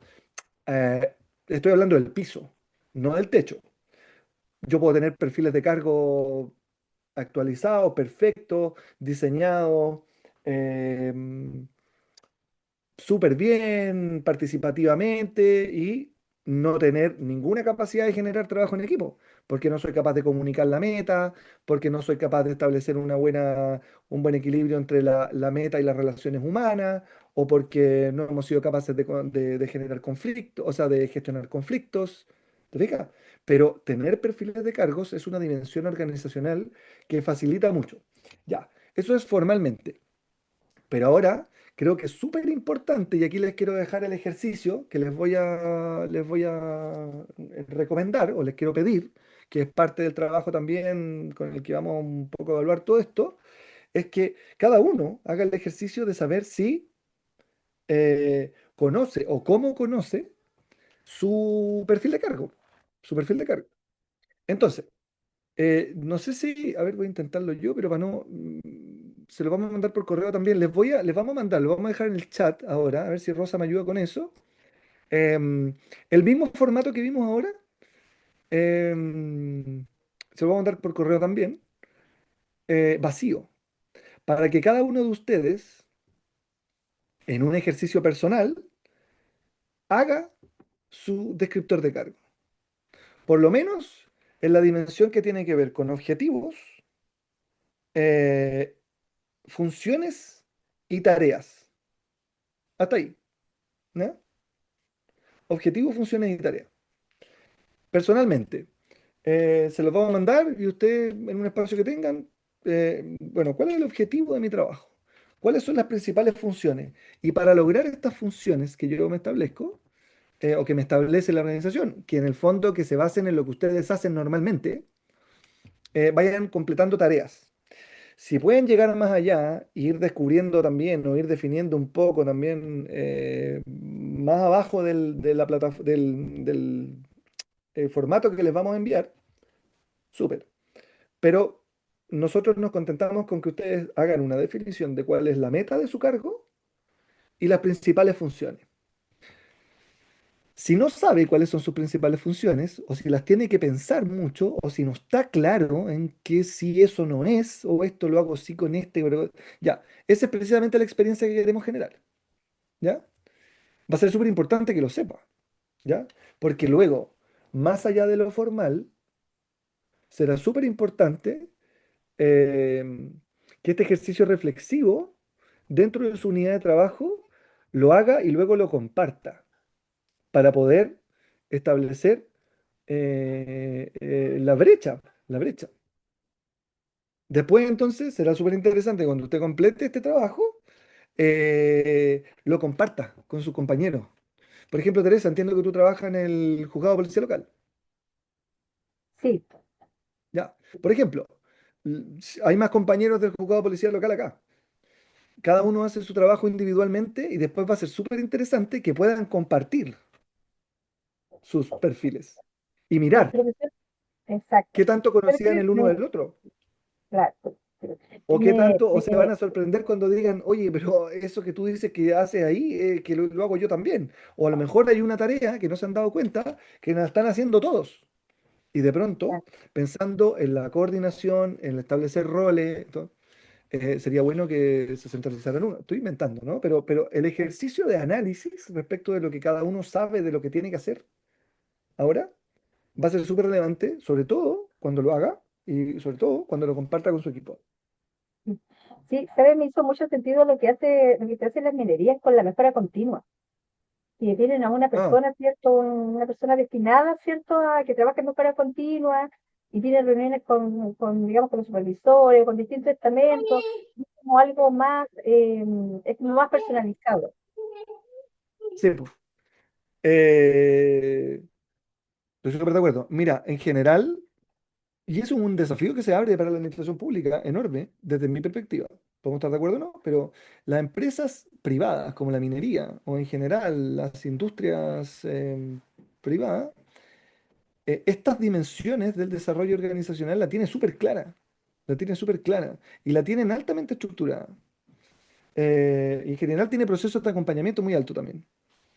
Porque en el fondo saben que el desarrollo organizacional y dentro del desarrollo organizacional, por ejemplo, la competencia del trabajo en equipo, hoy en día eh, es el lugar donde se asienta la diferencia competitiva con el resto. Es decir, si yo soy una empresa de innovación, Sony, y saco una cosa nueva, un parlante nuevo, un computador nuevo, me voy a demorar, o mi competencia, se va a demorar 3 meses, quizás menos, 2 semanas, o quizás menos, en sacar un computador mejor que el que yo acabo de sacar. Porque así es el mercado. Entonces, Sony sabe, o las mineras saben, que su diferencia competitiva que le permite un lugar en el mercado está en las personas y no en el trabajo, sino que en cómo trabajan. ¿Ya? Eso no eso es así, digamos. A nosotros en la administración pública, y por eso lo relevante de este curso, y por eso lo relevante de todos los otros temas que ustedes van a trabajar, atención a público, resolución de conflictos, em, comunicación efectiva, ¿no? Estamos hablando de puras competencias, trabajo en equipo, puras competencias que tienen que ver con el desarrollo organizacional y que nos desafían a mejorar para que avancemos en la lógica de cómo fortalecemos nuestro trabajo, ya no para generar diferencias competitivas, sino que para poder aumentar nuestra apuesta de valor público. Y esa apuesta de valor público pasa en gran medida por las personas que trabajan, por los equipos de trabajo. Y el equipo de trabajo es clave. Y por eso que hemos visto todo esto que hemos visto, ¿no? Entonces los invito a hacer el ejercicio de llenar su perfil, de tratar de completar su descriptor de cargo y luego compartirlo con su equipo. Lo vamos a traer a la clase del miércoles. yo sé que no van a tener mucho tiempo, pero hagan el ejercicio más bien de saber cuánto saben. Em, lo que se produzca de este ejercicio que ustedes hagan va a ser una dimensión muy valiosa también para sus jefes, para sus jefas, para ustedes mismos como equipo, para decir, wow, qué tanto sí, qué tanto no. Eso. Em, ya estamos llegando al término de esta tercera clase. Espero que les haya sido de utilidad. Rosa, finalmente no pudimos poner en el chat la...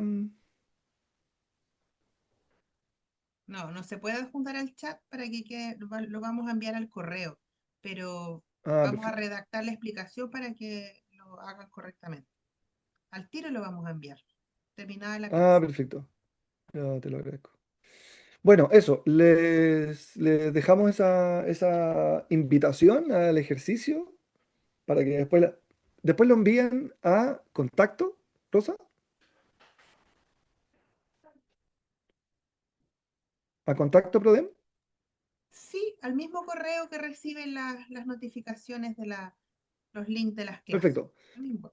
Cuando lo tengan, aquí obviamente no hay respuestas buenas ni malas, sino que le estamos invitando a una experiencia. Cuando lo terminen, cuando lo tengan, lo envían al correo que ustedes tienen de Prodem para que podamos ir haciendo un análisis y vamos a trabajar con eso en la última clase y va a ser parte también del proceso evaluativo del curso, ¿no? Eso. Yo les agradezco un montón el espacio. Espero que se hayan llevado buenas preguntas más que grandes respuestas. Y espero que lo que hemos podido conversar en este espacio les sea de utilidad. Solo ya como última cosa, pedirles que los que puedan prender las cámaras y nos podamos despedir hasta el miércoles. Les deseo una feliz tarde, un mejor martes